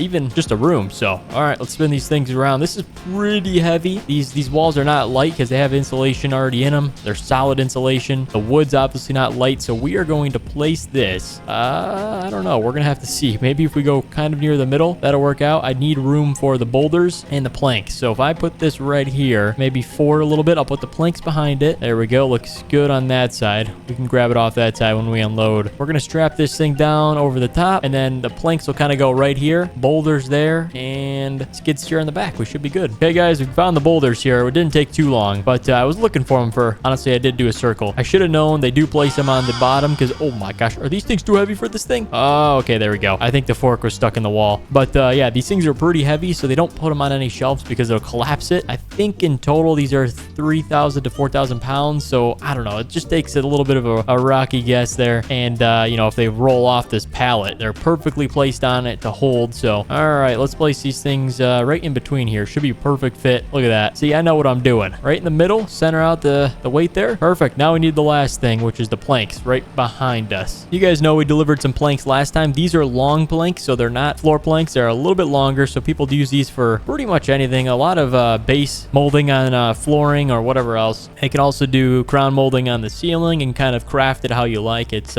used for a lot of purposes, but we're dropping this off, like we said, at another residential. So first delivery, house one. Second delivery will be the construction company. And it's probably good to note these planks are going with the prefab wall order. So these will go in one order, second order, third order. Pretty simple. All right, everything's ready, boys, and loaded. Let's get the skid steer on, and then we'll be ready to roll out, heading towards the house. Alrighty, looks good right there. Okay, I need to spin it. Check this out. 180, boys. Oh, jeez. A little bit overdone it there. All right, in order to fit the forks, what we're actually going to do is we're going to go drive underneath the prefab wall. There we go. We'll kind of store it nicely right there. Strap down the skid steer. We're ready to roll, boys. I am not going to lie. The Ford is squatting quite a good amount. I do think those boulders are heavier than I thought, and the cement bags. So honestly, would have been better to maybe put those closer to the back. But hey, now we learn kind of what the weight of all the items are. We're still maybe 10 items fully delivered out of the 300 we offer for delivery. So we've got some learning to do on where to put things on the trailer depending on weight. That's all right, guys. Time to head out, and we don't have far of a drive. Everything's pretty close. We just got to take it easy because the trailer's very heavy today. Actually, a lot heavier. Oh my goodness. Yeah, we really got to take it careful, but everything's a lot heavier than the last delivery we made with some planks and some concrete blocks. I mean, this is maybe double to triple the weight, so we got to be careful. Anyhow, I will see you guys at the first drop off. It's up here on the left, so not too far. We'll be pulling into the neighborhood.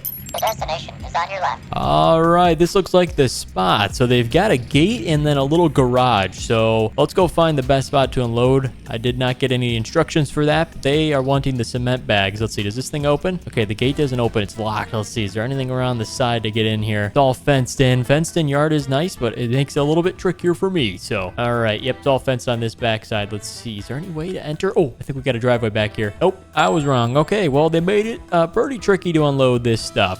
These are the 2 cement bags. So what we're going to do is we're going to drop them off right here, right in the street. You don't make it accessible, you leave your gate locked, fine. You make my job harder, I'll make your life harder. Just kidding, just kidding. A+ service here at Home Depot. There's not much I can do about that though, so let's just do our best to kind of get it as close to the front door as possible. But I do feel bad because they're not home, there's no cars, and they're gonna have to carry all those cement bags to wherever their project is located. So all right, let's go ahead. We got the skid steer unloaded, and we need to unstrap these things. Let's see. Good. We didn't strap down the boulders. What? I thought I strapped that down before we left. I guess not. All right, they're good now, so won't move when I try to go grab these cement bags. Let's just make sure we don't mess up the approach here. All right, looks good, boys. Here we go. If we did have a forklift, I might have been able to go over the fence and drop them down, but that's all right. We're gonna place them right here next to the front gate. It'll make it pretty easy for them to carry into the house. All right, Kubota's working good, boys. We just filled this thing up with diesel this morning, so we have no issues with fuel on this. But first delivery of the 3 is done today. Time to head to the construction company and deliver those boulders for whatever project they need them for. And then we'll be making our final drop off with the prefab walls and planks to our left. All right, looks good. Skid steer is good. Let's just make sure. Yep, boulder's good here. This thing shifted a little bit. As you can see, the strap there moved. I don't know if I love that, but we're not going far. We should be okay. Okay, guys, we're about 5 minutes away from everything, so we're cranking a right-hand turn right here. This should take us up to the construction company. So here we go, boys. Oh my gosh, everything's flying off the trailer. Whoa, we just lost the walls. Oh, what just happened? What just happened? The skid steer's barely hanging on. Oh, I definitely just took that turn way too fast. The skid steer was unstrapped.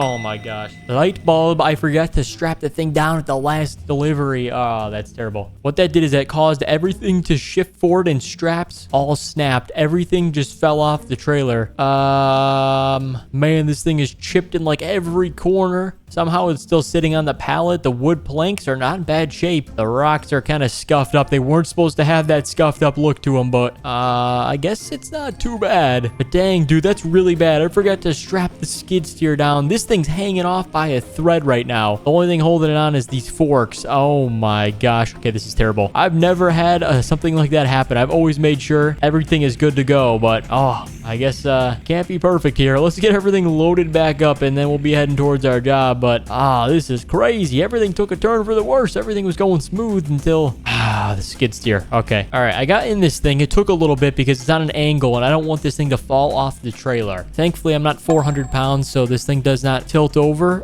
It's still holding onto the trailer, but the problem is it's going into this emergency shutdown mode. I can't get the thing running. I don't know if it's because it's on an incline and we're trying to start it, or there's some sensor that got hit when the thing kind of rolled off the trailer. It was dragging against the ground for a bit, so oh my gosh, how do I get this thing out of emergency shutdown? This is not good, boys. Okay, here's what we're gonna do. I'm gonna have to bring in some other equipment to rescue the skid steer and get this stuff loaded back in, but this thing is broken right now. I think maybe the sensor right here maybe was dragging against the ground or something. Well, that day took a turn for the worst, you could say, guys. Delivery went wrong. That's pretty much sums up today's delivery jobs.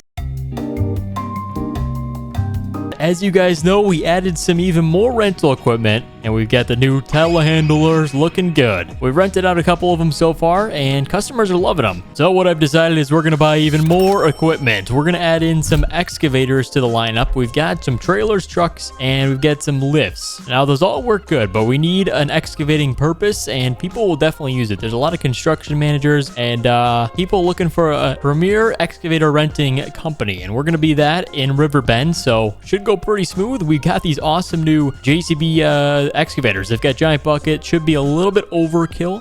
It's going to require, actually, you can use a typical trailer. We've got our big techs, and we do have a dovetail back there, I'm pretty sure. So we're going to use that, and we're going to see if we can move them with the trailer. That's it. That way you don't need any special sort of low-loading trailer. That makes it very expensive, and most of these contractors don't have that. So what we're going to do, we're going to grab a trailer. We're going to build these things out. We're going to go pick them up and see if it's actually capable of towing them with your typical dovetail mid-soda trailer. If you guys want us to keep making more farms and videos, help me out by hitting the thumbs up button down below and subscribe. That way you don't miss out on the next one. All right, guys, so here's what I've got for you. We've got the custom Home Depot. It's got the Home Depot badging on it. That way it gives us some obviously advertising for the rental business. Now, what I do think we should do is we add rentals and then a phone number on the side, the back, or wherever. Maybe even also on the arm. A little phone number would be nice because we want to have more people come rent our equipment and let them know we are renting equipment. So this thing is pretty much good to go. We got our Home Depot orange. We're buying 2 because they're 190,000 plus you need a pretty good sized bucket. This is 10,000 each. So we're 400 grand in the pocket on excavating equipment, but it should be worth the upgrade. I think we still have the budget to buy more rentals after this, but we'll start with this for the construction excavation side, and it should go pretty well. And there they are. Check it out. Pretty good size, but like I said, the most important part is it can load up on the back of this trailer here. So that makes it easy, but let's go ahead and get the dovetail down. We're going to test that theory out. Hopefully it's true and nobody lied to us, but these are the JCB 220X LC. So works out, pretty nice model. It's not the largest one in the books, but good sized tracks for sure. Definitely is going to work good for any jobs that these people have. As you can see, we've got all hydraulics on here, pretty clean. I mean, these things are brand new. So let's jump in. How you start this thing up is, as you can see, we've got a keypad. So we just enter in our password and this thing should start up. There we go. Now we're unlocked. We're good to drive. As you can see, you can rotate. You got your pedals for that. Actually, you can use just pedals if you don't want to actually use the controls. So works out good. And we got our arm controls right here. And the unique thing about this is we have a camera on the arm now. So that works out pretty nice. Check this out. Ready? Move it around a little bit. You can extend it. You can actually raise and lower it. Very nice. So let's go ahead. We're going to pick up the bucket. And like I said, test that theory. Is this thing going to fit on a standardized trailer? Let's get the attacher point lined up here. All right. We've got the bucket. Looks good. We do have to make it capable for transport mode. So I'm going to go ahead, fold all this in and up a little bit. We should be good to back this thing on the trailer. Most likely, this probably caps out the weight, so you don't want to load anything else up on the trailer when you're transporting this thing. But as you can see, the tracks are going to fit perfectly. Most of the tracks should be on too. It's not really going to hang off much like we have seen in the past, but right there, it looks good. We have a dovetail, but these need to be over the axles, and then we can set down the bucket. So let's bring this thing all the way in. Actually, it's nice because we can put the bucket right in between the tracks. The hydraulics are extended on this thing, so we'll curl the bucket all the way up, and then this thing should sit on that trailer perfectly right on the front there. Dude, doesn't get any better than this. We're gonna strap it down on the front and the back right there. Okay, this thing's loaded down, boys. The ultimate tow test has arrived. Let's go ahead and get the dovetail up. Looks good. So we've got a lot of weight on those rear axles, obviously, and yeah, the truck's doing okay. Let's see. If we raise up the gooseneck a little bit, it makes it better. Okay, interesting. A little rocky, the suspension here. I'm curious, if we set it back a little bit further, you think we would have a better advantage of, I guess, evening out the weight? Hold on. So it's still over the axles, but the dovetail, I don't want to put too much weight on that thing. That thing could snap. It's pretty strong, but I want to be careful with that. Okay, right there. So we put it over the axles as well, but also further back. So I do say it's a little better. Yep. Okay, we got somewhere here. Turning's a little tricky, I would say. If we backed it on, it'd probably be the same story with the weight distribution, but let's try cranking it right, see what this thing does. We'll go slow. Oh, we're doing wheelies. Oh my gosh. Okay, this might be a little bit too much weight. If we went to a 450 without these wheels and lift, and we do have a rental 450, and then also whatever this service bed is, it might actually work a little bit better. The reason I say that is because these wheels are a little bit taller than standardized 450 wheels, so if we use the rental truck, it actually might perform even better. So let's pull in. It's doing pretty good. As you can see, we're getting the job done, but I'm just saying for our customers, we don't need all of whatever this is right here. Jeez. Anyhow, we made it back safe. These things are going out front. Oh my goodness. Okay. I don't think it can wait to get off the trailer here, but it's going to be set up right next to the sign here. So we've got space. Let's go ahead and do just that. We're going to pull over here, dovetail down, and let's unload this thing. We cannot test it out today because we don't have any permits to do any groundwork. So we're out of luck on that front, but look at this thing spin. The tracks work pretty good. It's spinning pretty good. As you can see, it locks one side's track, but it still spins just a little bit. That way it doesn't snap, obviously. So I don't know. It's just really well set up. 360, obviously rotation. This is an excavator, so it just works so good with the camera too. So what we're gonna do for this is, like I said, we're gonna back it up. I have it all turned around here, so give me a second. There we go. Now we're correctly facing. This one's gonna go right here. Let's extend the arm out. We want to show the contractors the capability this thing can do, and right there looks good. What we're gonna do now is curl the bucket. Oh, wait a second. What if we did something like that and then down and rotate? Something like that. So it's kind of like pretending it's about to go into the ground there. Yeah, it looks pretty cool. Okay, let's bring the other one over, and then the Home Depot logo will show on the other side. So we need the truck. I don't think I'm walking there or driving that thing back. So let's go grab the truck. We'll grab the second one, and then we've got some more work to do. So let's jump in. Okay, a little progress update. We got the second excavator.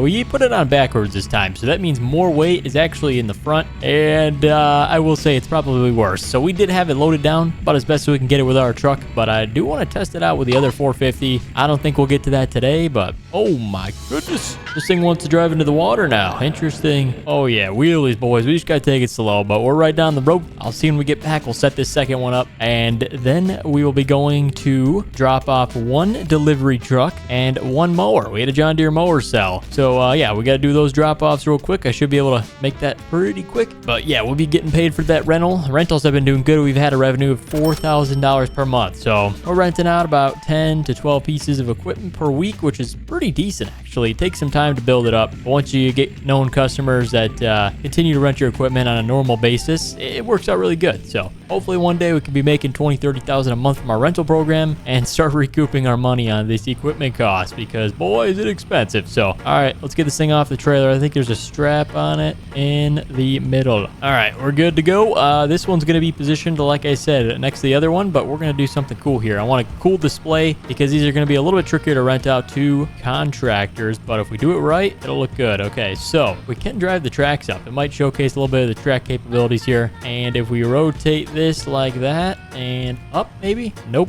definitely not like that. Okay, let's try curling it. Rotate the tracks a bit. Looks good. And up. Hold up a second. I might have an even better idea. If we extend this thing all the way out, up, what's it look like? That's right. We're going to bring back the normal height like so. Kind of have it lined up like that. That looks pretty good. There we go. That way it shows the Home Depot. Kind of gets a cool look to it. All right. Excavators have made it complete. Well, let's go ahead. We're going to grab the truck that we're renting out today. One's actually already rented out. Oh my goodness. Is that the ramp? Going on with our wheelies here. We're doing a straight wheelie. But yeah, one of our trucks is already out. We're grabbing a 250 single rear wheel and then the mower. Mower's around back. It already got prepped by our service team. So that one's sold. We had a customer, but they need a delivery. We got a customer buy that on Saturday, so worked out pretty good. Well, let's grab the rental truck first. This thing's gonna go on the trailer because we're dropping it off last. Mower's first drop off in the neighborhood nearby. So let's get this thing loaded on like the easy as it is. There we go. Strap it down and let's go grab the mower. Okay, guys, we've got the airless tire John Deere Z994R loaded. Now, we didn't order much with the airless tires, but the customer ended up buying the one we got in stock, so pretty sweet. Let's go ahead. We'll get the dovetail up and then we're moving out. We got got some weight on this trailer, but we just towed a whole excavator, so I think we should be okay. Alrighty, guys. Well, we're moving out to the neighborhood. As you guys know, not too far of a drive. We've got a store opening in about an hour, and then we start running registers and store all the crazy stuff, you know. So right now we get all of the work done for the rental business as much as we can. We do have customers coming to pick stuff up on their own most of the time, but delivery, we get $100 bill every time. So of course, I'm not turning that down. I'd take the easy $100 to drive, honestly, 5 minutes. So, all right, see you guys when we are close, and we'll drop these two things off. Should be pretty quick, but see you when we arrive.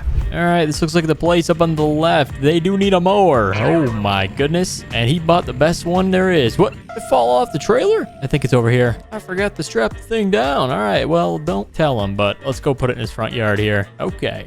All right, good to go. It's behind the gate, so nobody should steal it. Keys in the mailbox. Don't tell anybody, but all right, next is the truck. We're going down the block for this one to the right, and they've rented some trucks from us in the past. Obviously not the person that crashed the last one. Their house is actually right here on the right side, so we're not ever lending anything to them again because they left it in the street. But these people right here have rented out the Ford. They only have a family SUV, as you can see. It doesn't really get much work done. They're doing some mulch work, so they need something to haul mulch bags, but should work out great for them. We'll drop it off right in the front here. I don't want to go through the gate without their permission, so alrighty. Right here looks like a good spot. Perfect. We're out of here, boys. Deliveries are done for the day, so hope you guys did enjoy. That's all we got for you for the Home Depot. I'm just going to be working cash register for most of the day.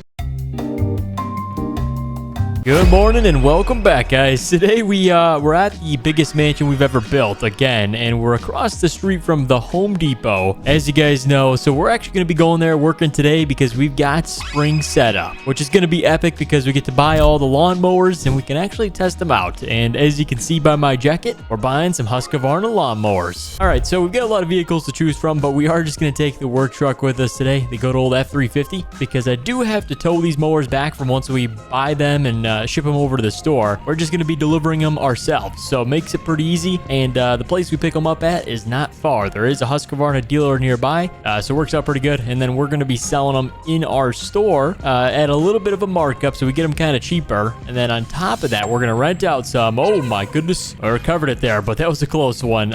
But yeah, we're going to rent some of these things out. It's going to be a pretty epic day. We're going to go build them out first, then we'll pick them up, and then we'll test them out. So it's going to be epic, guys. We'll see if we buy any other things than mowers, but I think we're going to start with those today. We've got pretty much everything else you would need, like excavators and trailers and trucks. So, all right, guys, let's head inside and customize these new lawnmowers, and then we'll go pick them up. But before we do, guys, if you want to see us do a spring series at the Home Depot, help me out. Let's hit 1K likes. We can definitely do it. So go down below and hit that if we should continue making more videos. Okay, so here is the mower section. So we've got actually a pretty good amount of Husqvarnas to choose from. We've got the MZ54. We've got actually a different TS146 XK. So these are pretty nice because these are the sit-down lawnmowers and these are the zero-turn lawnmowers. So let's go ahead. We're going to do some zero-turns. These things sell like hotcakes, and they're the best to maintain. So we'll go with these. We're going to build out, let's see, there is a cool airless tire option. That's not bad looking. It actually honestly looks as good as the John Deere one. And also a good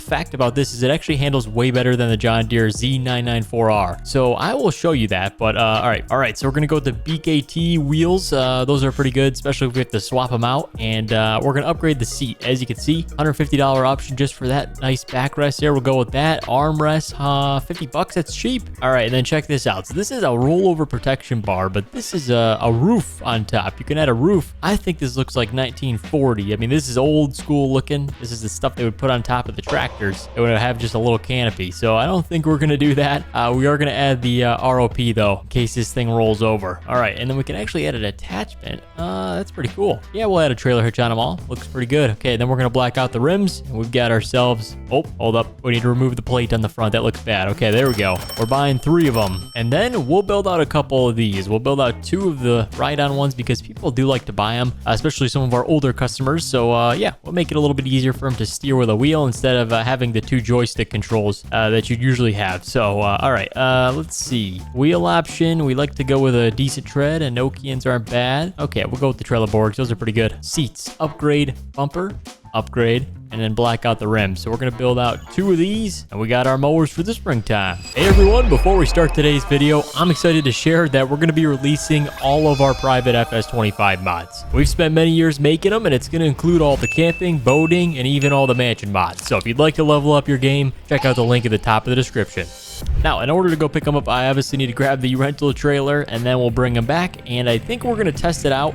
We do have a little bit of grass right here, but it doesn't need any mowing. But it does need some mowing is our new fresh grass at the mansion. So we're going to go back over there where we started out and do some lawn care work. So that'll be fun. Kind of a good little test scenario. You guys can literally see the house from here. It's such a perfect view. All right, we're heading over to the shop right now, and then we'll grab these things. We don't have any rental drop-offs today. There's a couple of trucks out. Nobody's really renting many of the excavators yet. A lot of them do summer projects with rental stuff, so they're waiting until it really warms up. But it is pretty warm. It's 60s right now, but they want to wait till maybe the ground temp's just a little bit higher and it stays high. That way they don't have to have frozen ground when they're working in the groundwork there. So okay, here we are pulling in. Okay, we are not missing any orange today. As you can see, we got all the orange mowers with an orange trailer and truck. Okay, let's go ahead. We're gonna drop back down the dovetail on the trailer. Let's see, how do I do that?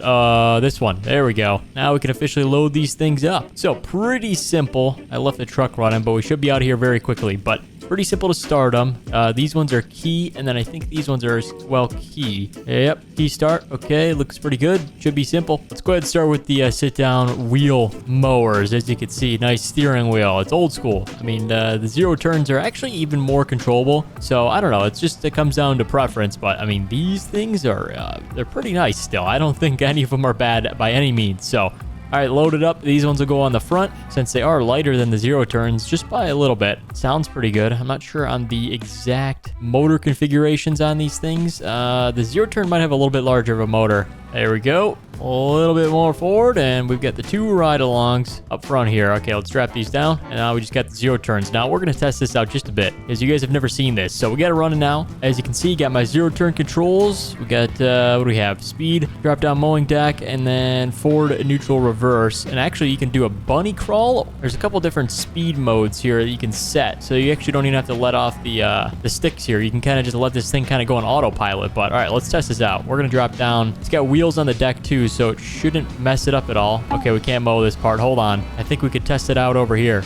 Ah, very nice. Check that out. Mows it right down to a perfect height. We don't even have to adjust it. We got the train going by, and then look at this. This thing spins easier than the John Deere does. Very nice. All right, well, we're gonna get back to the shop. We'll load this up, but works out pretty good. We can put a bagger on this. I'm pretty sure there's an accessory, so we gotta look into that maybe before we leave the shop, because it's leaving a little bit of a mess right here. Oh my gosh, this thing is quick, and our wish has been granted as well. We've got a triple bagger setup. We've got a dual, so a couple of different options, but we'll do 2 or 3 bags on in the back, and then obviously the second one there. So okay, here we go. I think that's how that's supposed to work. Is that correct? All right, well, we got our first mower here. Pretty sweet setup. So now we won't leave any grass behind. But man, these things are quick. Look how fast I'm going right now. Jeez, that was a fast load up there too. All right, I'm gonna get the rest of these things loaded on, and then we'll be back to the Home Depot, and we can officially test this thing out and see how it does on a little bit larger portion of grass. All right, we're rolling out, boys. I guess we ordered the correct amount because we got this trailer fully loaded, and we probably could have put something on the dovetail, but this is about max weight capacity we need for this trailer. So there we go. Crank a left. Looks good. So now we're officially going to head across the street to the Home Depot and get to work. So you guys know it's going to be a fun day. We're going to put these, I think, out front near the store because I think we're going to have to lock them up. That way nobody steals them. These things are pretty actually easy to lift up. So, you know, we don't want customers throwing them into their truck overnight. So let's go ahead. We'll get them to the front of the store. We'll find a way to make sure they can't get stolen. Actually, you can see there's a post over there. Maybe if we tied them up to the post by these garden sheds, it might work out pretty good. Can't tie them to these things. They're too low. But yeah, right there, if we can kind of just throw a little cable around it and then tie them up out of the mowers, that would probably be the best way to do it here. All right, we got a couple straps to undo. Last one. All right, looks all clear here, boys. Let's get these things unloaded, and then we'll be heading to the house with one of the zero turns. Probably one of the ones with the baggers on it. Actually, I found out this dual bagger here is only for the small one, and you need the triple for the 0 turn. So good to know in the future if we need to order more. All right, let's get this trailer down, and then I'll see you guys when we're unloaded with this mowing setup. All right, setup looks good. We got them all tied to the post there with some cable, and we got our 0 turn, or the demo, you could say. We're gonna put some hours on this thing, see how it does. So, all right, we're heading across the street, guys, over to the house, and we got some backyard full of grass we need to mow there. So we'll see how this thing truly does on the mansion property, and we'll see if it does a good enough job to keep using it. So, all right, meet you guys at the house. All righty, welcome back, right on the riverfront. So the grass has been growing like crazy. I don't know if it's because it's been raining a lot or just having the sun out now that it's close to springtime. You know, spring is literally 2 weeks away with April, and that's when we got to start really mowing this. But this is the first good height where we can actually test this out and see how it does. So, all right, we got this thing running. Let's drop down the mowing deck. I think so. There we go. So it's actually just a foot release. So see that front one? That releases it there, and then we'll fire it up, and we're on the way. Look at that. Okay, this is actually really good. Let's try and get the side of the driveway here too. Oh my goodness. And it's still really fast while we're under mow right now. All right, let's do this front portion right here. I really want to make sure the street side's good, looking for all the neighbors. I don't want to be the neighbor with tall grass. That'd be bad. Oh, okay. Well, we might need a new street sign, but it turns on a dime. I didn't think it was going to turn that much. Okay, hold on. We're going back the other direction. Let's see how it really does. Oh, got to keep it straight. Honestly, easier in first person to mow than in third person because I can have full control of where my wheels are at, and these caster wheels spin really quick. Look at that. We're just cutting right through it. No problem. Let's go all the way to the rocks, and then we'll turn around the other direction. I would guess maybe 8 passes this way, and then we got obviously the whole rest of the property. We're probably not going to do the whole thing today, but look at this. It lines up perfectly. Oh, my goodness. It can get away from you if you're not watching it. All right, we're flying. I don't know how fast we're going. Let's check. 12 mile per hour mowing. That is fast. I think the John Deere does 8, so that is very quick for a mower. I don't know if it's got just a bigger motor than the John Deere. We can maybe do a test day where we compare the two, but look at this. It leaves some good lines behind too. We're cutting it pretty low because it's fresh grass, so I want to get it as low as possible, sort of like a golf course green, and then it'll grow back very quickly. We'll probably be back here in the next week or so, but as you can see, it's working pretty good. I would recommend this to customers if we're going to sell these things at the store. Look at that thing spin perfectly. All right, this is, would say, one of the last passes because we're getting close to that fence, so we'll probably move to the other side of the house and try and get some of that done. But for the majority, we got half of this done, you could say. I don't want to go too crazy with it and go around the trees, although we can test that. Let's go to the tree up here. We're gonna take a fence line route on the way back. We'll see how it does, doing like slow speeds around all the stuff. Ready? Here we go. All right, pretty good, actually really good. Okay, see how close we can get. All right, and then a little bit to the left. Look at that. See, I barely missed anything, and then it just turns on a dime. Oh my goodness, this is better than the John Deere. Facts. And then you can just take a straight pass back because we had some swerving there. Wow, that's good. We can obviously clear the rest of it with the weed whacker, but that is insane how well this thing does. Okay, I think we've got our final almost decision here. We're gonna keep these things and keep buying them for the springtime at Home Depot, guys. Well, guys, welcome back to the Home Depot. Today, we've got a lot to take care of. We're first going to be picking up some new equipment, some landscaping equipment. You guys know it's springtime, so let's get into it. Got the good old F350, and we're going to be picking up some weed whackers today. Not our normal piece of equipment, but we do need that to complete our lawn care section over at the shop. Across the river, as you can see, looking good. It's a nice, beautiful day. We'll test them out. We're going to go ahead and move some stuff around, and we actually have to drop off some rentals, so we got some work to do. Let's jump in and get going on over. Thankfully, I've already bought them. We ordered 5 weed whackers to start. We're going to first test them, make sure they're actually good before we sell them, but they're steel. So, as you can see, you really can't see through the tint, but I'm wearing a steel jacket, so that's the brand. We'll go pick them up real quick, and then we'll go head to the shop, but we can try them out there. Alrighty, so we might actually get to mowing some lawns too. It'd be good to test out the mower. I think we didn't test out the other 0 turn, so maybe we'll go pick one of those up. Or, you know, we did test the 0 turn, not the ride-on mower. So it would be nice to test that out, but let's get this thing going. Hold on, I gotta drop down. There we go, the dovetail on the trailer. And these things look ready to roll, so it's got a little 10 horsepower motor on it. You guys have probably seen these things before, but they're brand new, so we'll be able to kind of get to know them. I didn't know it was this week. I was trying to lift this thing up. Come on. There we go. I'm strong. There we go. All right. We got to load these up real quick. We got 5 of them. So when I get that done, I'll see you guys and we'll meet you at the store. Alrighty, so we're gonna unload these weed whackers we've got. I'm thinking we're gonna put them right over by the lawnmower. Seems like a good spot. We've only got 2. I think I left the other 0 turn at the house, so we can take this one when we go to test it all out, but should be pretty good to unload here. If you guys like seeing this lawn care and Home Depot stuff, help me out, hit the thumbs up button down below. That way we can make more videos for you. Alright, check this out. So we've got 2 planks right here. We're gonna set it down.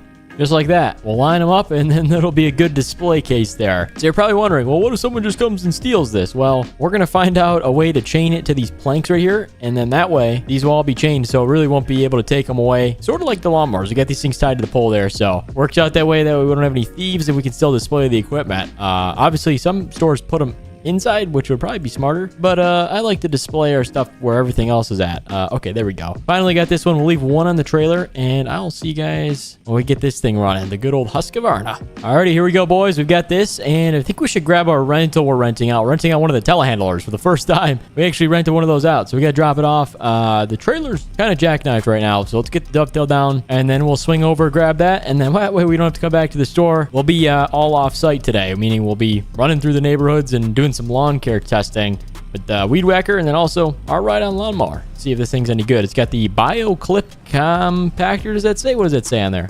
Compatible, whatever that means. I guess it's good. We'll test it out.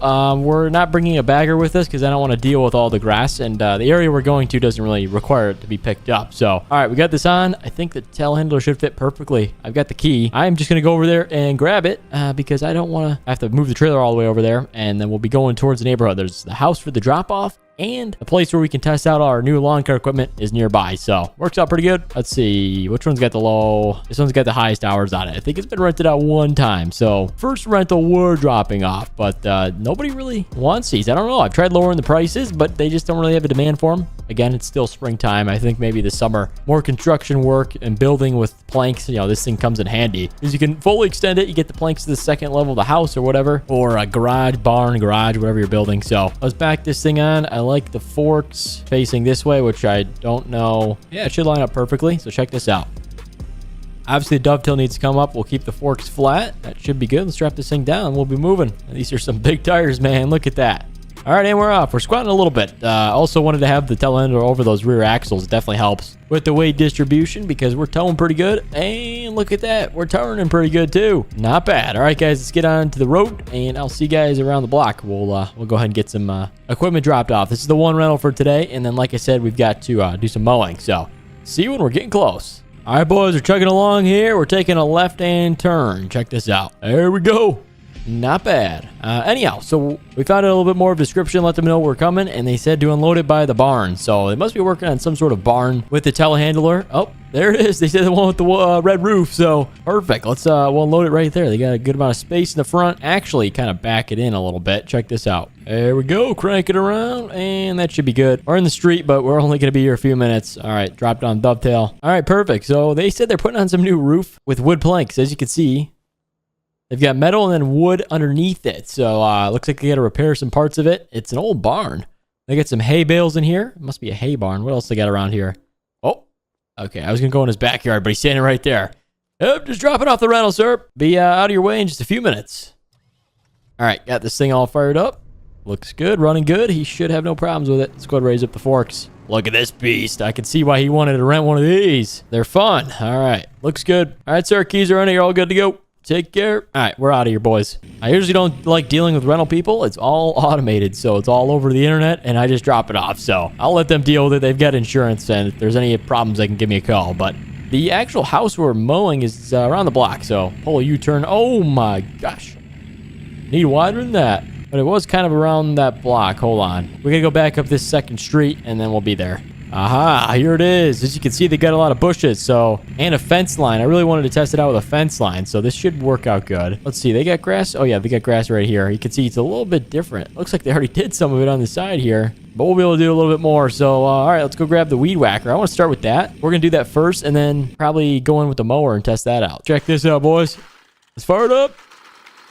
All right, it's running. There we go. Sounds like a weed whacker too. This is pretty fun. This is one of my favorite parts of the job here. All right, we got some grass on the side of the fence here. Oh, look at this. Oh, it sounds good. Whoever made this did a very nice job. Okay, hold on. We missed a spot. Nice thing is it's got the plastic so it doesn't damage any of the fence. This is a wood picket fence. We don't want to damage it. It's got the green on it, though. I don't know if that'll leave any lines behind, but should be all right. If we keep it straight, it should go perfectly. Look at this. Even takes care of those little spots right here. This definitely comes in handy. We got first person. Oh, my gosh. Well, I would give this, well, it's a little tricky, as you can see on the turns there. If you can keep it straight, I'd give it a 9 out of 10. Oh, here we go. We got a roll. We're on a roll right now. Look at this. I found the strat. The weed whacker and farm sim strat. You just got to go left, right, and we are almost done. Right to the stop sign. Perfect. And then around the stop sign. Look at that. All right, guys. Let's jump into the yard, get some mowing work done. But, hey, this thing works pretty good so far. I got a couple spots right here we're going to take care of. But let's go test out the mower. Okay, we made it to the backyard. This reminds me of like lawn mowing simulator. It's pretty unique here. Let's drop this thing down. There we go. I think we've got the blades running. We'll find out. Fire it up. Come on, let's go. Hey, there we go. We're going to first try and clear a path to their little walkway here. Look at that. Now they can actually walk to the front and to their mailbox. So, all right. We're going to try and mow this all the way down as much as we can. It's pretty green for being underneath all these trees. I'm kind of surprised, but I'm not going to do this whole yard. We're just going to go around, try and open up some of the walkway paths here. As you can see, the ride-on does work pretty well as opposed to the zero-turn mower, which we've got. And we tested out last time at the Home Depot lawn care department. But yeah, this thing, not bad. I would recommend it to people. It's not as wide of a deck, so it takes a little bit longer. But as you can see, it's pretty clean. I will say it's a good duo to have with the steel weed whacker that we were just testing out. And it's very responsive, but you do have to shift gears every time you want to go forward, backwards. So it's a little bit more work than the zero turn. You can kind of just pull the joystick back as opposed to shifting gears on this thing. So turning radius, not bad. Does it have a horn on it? No horn. All right, minus 1 point. And then going around a tree, I think it does work pretty well. As you can see, you can get fairly close, but then the weed whacker, we can kind of complete that. All right, let's kind of focus on the front yard. Nobody really cares about the backyard of the house, so if we can clean up at least the front part of this, it'll be a successful job. All right, let's test out, see how close we can get to the fence line in the front here. Oh, okay. Not great. We'll definitely need the weed whacker for the completed of the job, but I would give it maybe a 7 out of 10 on that. I don't know. The zero turn really does work good if you're going to compare the two, but obviously we need to know the capabilities of both, so when we're selling them to customers. But all right, guys, let's do a few more passes in the front yard and we'll consider this done. I didn't tell these people I was doing the whole yard. What do you think? I'm crazy? I got a Home Depot to run. We got work to do, boys, so we'll get back. We'll make sure everything looks good at the display for the lawn care section, and then we'll be heading home for the day. Not too long of a day. More testing and setup than anything. So, all right. Looks good. Let's load up and head on back to the shop. Okay, guys. Looks good. We'll get this equipment dropped back off in the lawn care section, and then I think we've got one more thing to do. We got to move around some stuff with the Kubota skid steer. We should probably grab that, move around some pallets in the back, kind of get that organized. Then we'll be good to go. So, all right, guys. Let's see. This is going over in the front. Wait a second. I thought we had a zero turn. Wasn't there a zero turn chain there? I have one at the house, and then there was a second one. What happened, boys? It was just here, wasn't it? There's like 3 cameras to tell me if there was. Oh, what's over there? There's only 2 trailers. What? I could have swore there was a rental truck left. What's going on? We need to check the cameras. Hold on. I think that somebody's been here since we were last here about 35 minutes ago. I've got one camera that faces that lot, and it'll tell me if I'm going crazy or not. Hold up. Guys, we had one dually rental truck left. Am I wrong? Okay, that camera right there, camera B6. Let me go pull up a screenshot. There should be some footage of it. Okay, check this out. I got a picture of the last hour on my phone. Yeah, there was a truck and a third trailer there in the middle. He took the middle one. Ah, dang it, I like that trailer. Totally nice. He must have grabbed the mower on the way out. But, okay, well, we've been robbed, guys. I think we should probably call the police. That's our first robbery we've ever had. Okay, let me give him a call. Hello, it's the Riverbend Police Department. How can we help you? Hi, just calling at the Home Depot here. It's Ian calling. Hey, how's it going? It's Chief Jenkins. Chief, how are you? Yeah, I've got a little bit of an issue. I just went out to do some deliveries, and hate to break it to you, but we've been robbed at the store. What? You got anybody there to watch it? No, I was talking about the equipment outside, the rental equipment. Yeah, well, I told you to lock that stuff up. Oh, I didn't think they were going to steal a whole truck. They had to break into that thing. All right, I'll send a unit over for you. All right, thank you very much. I'll be waiting. All right, well, it's not terrible news. It's all insured, but we've been robbed, and I kind of want to get that stuff back because we have custom logos on the trailers and trucks. Can't have them drive them around.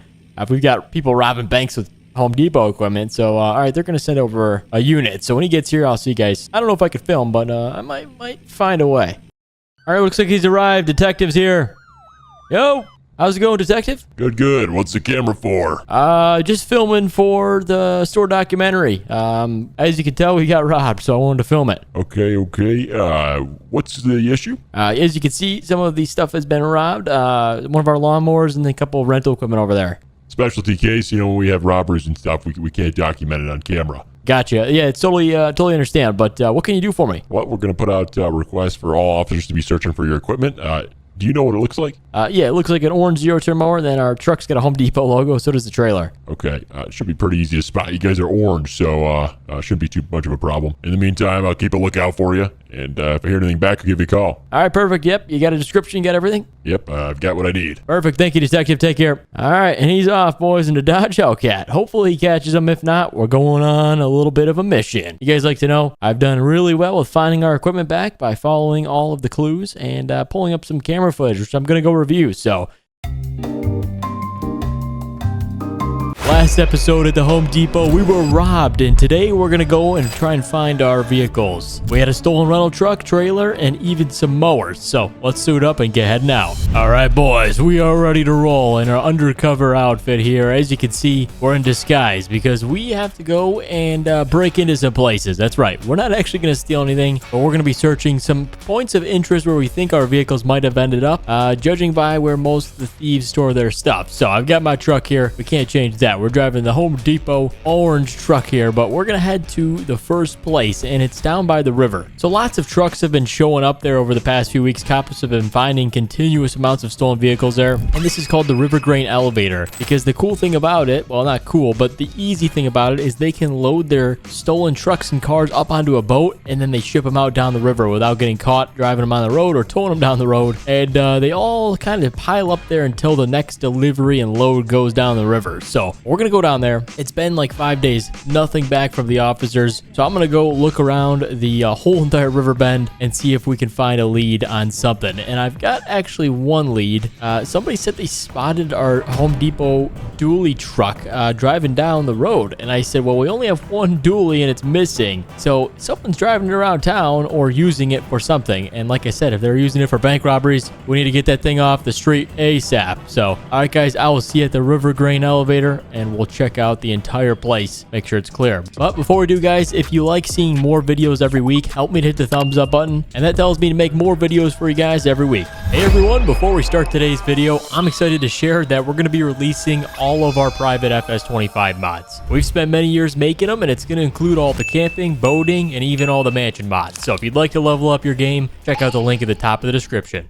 So here we are. This is the spot. Now I don't want to park in the front driveway. It's probably not the smartest. So we're going next door, and there's a little office. I think this is actually an abandoned place. It's the old version, but they expanded out the land into the river. But this is the old, I guess, grain elevator they had here. So nobody should find the truck right there. We're gonna go around back, try and scout some stuff out. It's a bright orange trailer and truck. So if we were to find it, I could probably peek through a window pretty easily and spot it. There's a couple of barns on this property, and the garage is here. You can see they've got them all labeled up with keep out danger. I mean, what kind of danger you got? Obviously, they could have just put private property, but if I look through the window, I don't think I'll find anything. Looks like mainly office spaces. I don't think they're backing in a giant trailer. The trailer's as tall as this building. So, all right, let's head down the tracks here. This is the train track loading spot for elevator, and we'll see if there's anything over here. But I don't know. We've got 3 points of interest. We're gonna narrow it down. We're starting on the west side of the city, as you can say, but I don't see anything over there. It looks pretty clear to me. Trailer's not big enough to fit in the garage, so let's head down by the water side. Maybe it's about to load up right now, or it's already gone. We'll have to wait and see. But oh, there's a boat right there, and there's a boat right there. Hold on, this one's moving. Let's make sure there's nothing on it. Okay, there's no orange truck and trailer. We're clear on that boat. Let's make sure this one's clear. They look like these are grain boats, but I think maybe at night they bring in some sort of non-grain attached one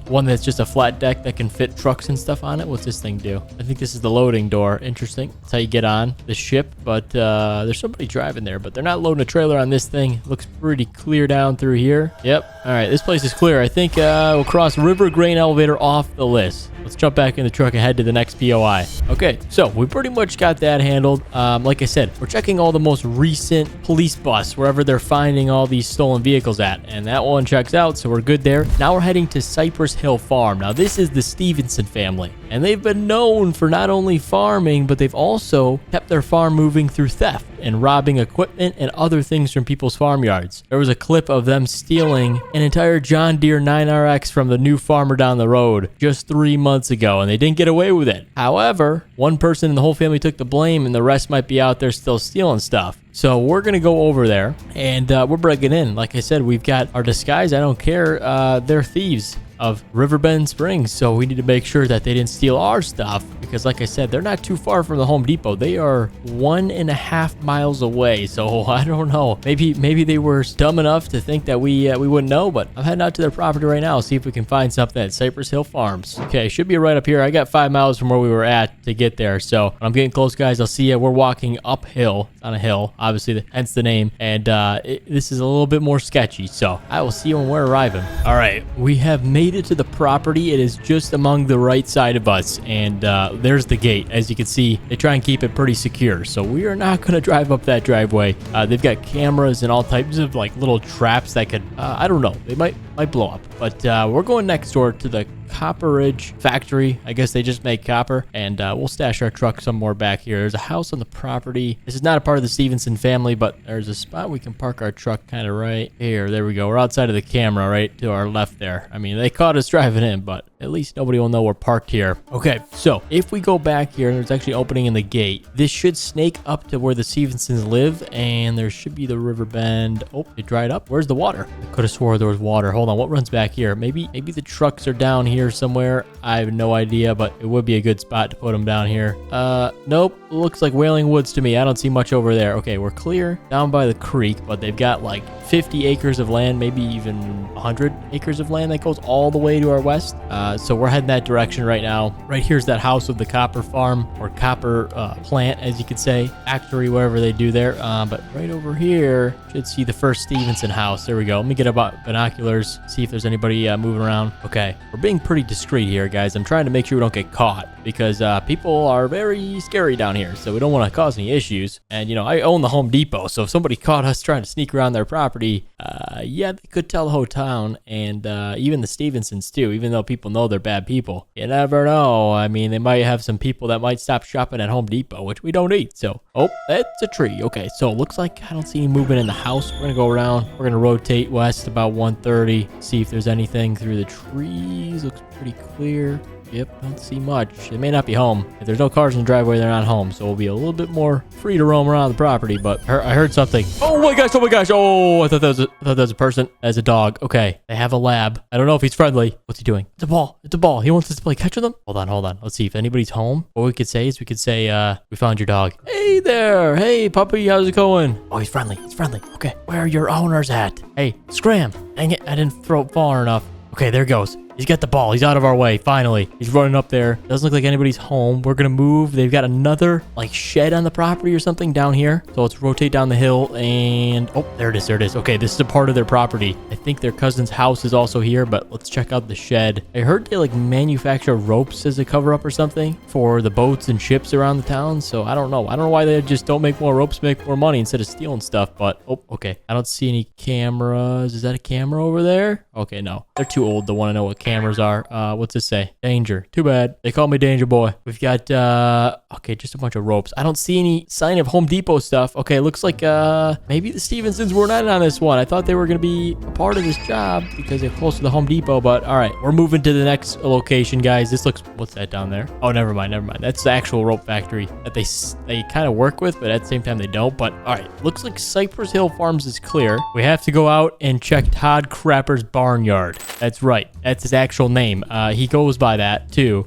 So he has actually been a part of a theft ring about 5 or 6 years ago, and I've left this on the bottom of the list because nothing's came up about him stealing stuff current day. This was a long time ago, almost a whole decade, but It's the last spot I got. I don't know of any other thieves in the city. So he owns the Silver Creek Barnyard. It's right down by the river there. Prime location. I don't know why he doesn't sell it, get the money if he needs it, but maybe he doesn't because he's stealing stuff. But he ran into some financial troubles years back, and he started stealing lots of different equipment similar to the Stevenson family. But this guy stole more than just farming equipment. He stole construction equipment, personal supercars, all kinds of different vehicles, really. And like I said, he's got the Silver Creek Barnyard. So maybe we should go out there. I haven't visited that place in a few years since our last equipment got stolen. And guess what? That was our equipment. That was a part of that deal there. And it was him. But he didn't go to jail because apparently his name wasn't on the property. It was his father who passed away. So technically there was nothing to tie back to him. And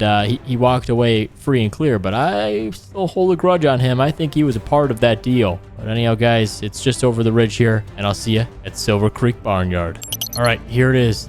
Most days, this place is empty. I've been through here many times in the past, but he doesn't stay here. He just kind of visits, he comes and goes. We don't have too much recon on it, but if we run into somebody here, we're doomed. We're in a Home Depot truck, but we're going to take the back way. That's the front entrance, so let's go around back. Oh, this might be the front entrance. Hold on. I don't see any signs of anybody. I'm going to back in the truck right over here. Ready? Check this out. Looks like he's done something with the place since then. Okay, it's behind the fence. Nobody should spot it. Yep, looks pretty good. Besides the antennas.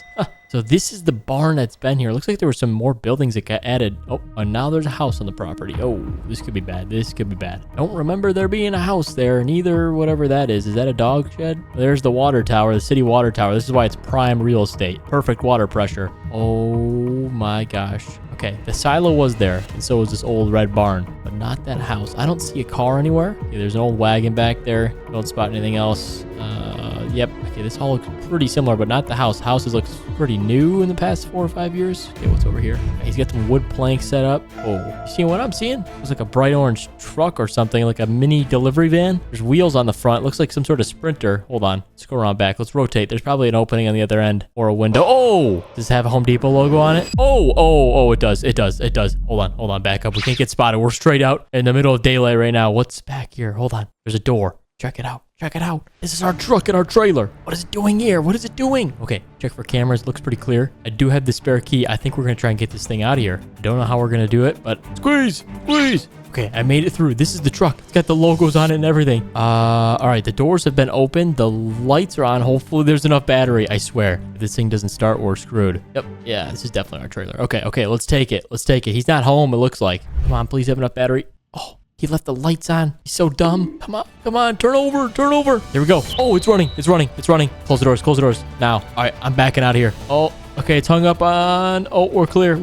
There we go. Straight back. This is like a perfect fit. How did he know to put this thing here? Okay, I don't see any signs of anybody. I think this might have been the perfect time to come here. No way. Todd Crapper stole our truck and trailer. You gotta be kidding me. I called it. I saved it for last. I knew he was the one. I just had a gut feeling because if you guys take a look at our map here I am, right? There's the Home Depot, literally a mile away. He just has to go over the river and he's at his property. Wow, that is crazy. Okay, let's get this thing back and then we've got to get our truck back, which is parked behind the fence. Thankfully, we put it in disguise there, but that has been a wild day so far. Oh my. I definitely am better than the cops. The cops could have found that by now, but I think he pays them off, so maybe they didn't check. Well, let's get this thing back. We'll obviously clear it, make sure nothing else is broken on it, but it's running a little slow, I would say. We only get 45 miles per hour, but we're crossing the river. Let's load up on the ferry, get heading on over. Well, boys, we got the rental truck back. Let's go. Oh, there we go. Ferry's coming across. So that is good news, guys. We found the truck and the trailer. We're going to get these things back, get the other truck back. And if you guys want to see us maybe go after him with the cops, maybe arrest him, let me know. He's quite the crazy guy. So it would make for definitely a funny video. Hope you guys enjoyed this one, us scouting out locations. And we finally found our truck. Now we get this thing back in the fleet, renting it out. But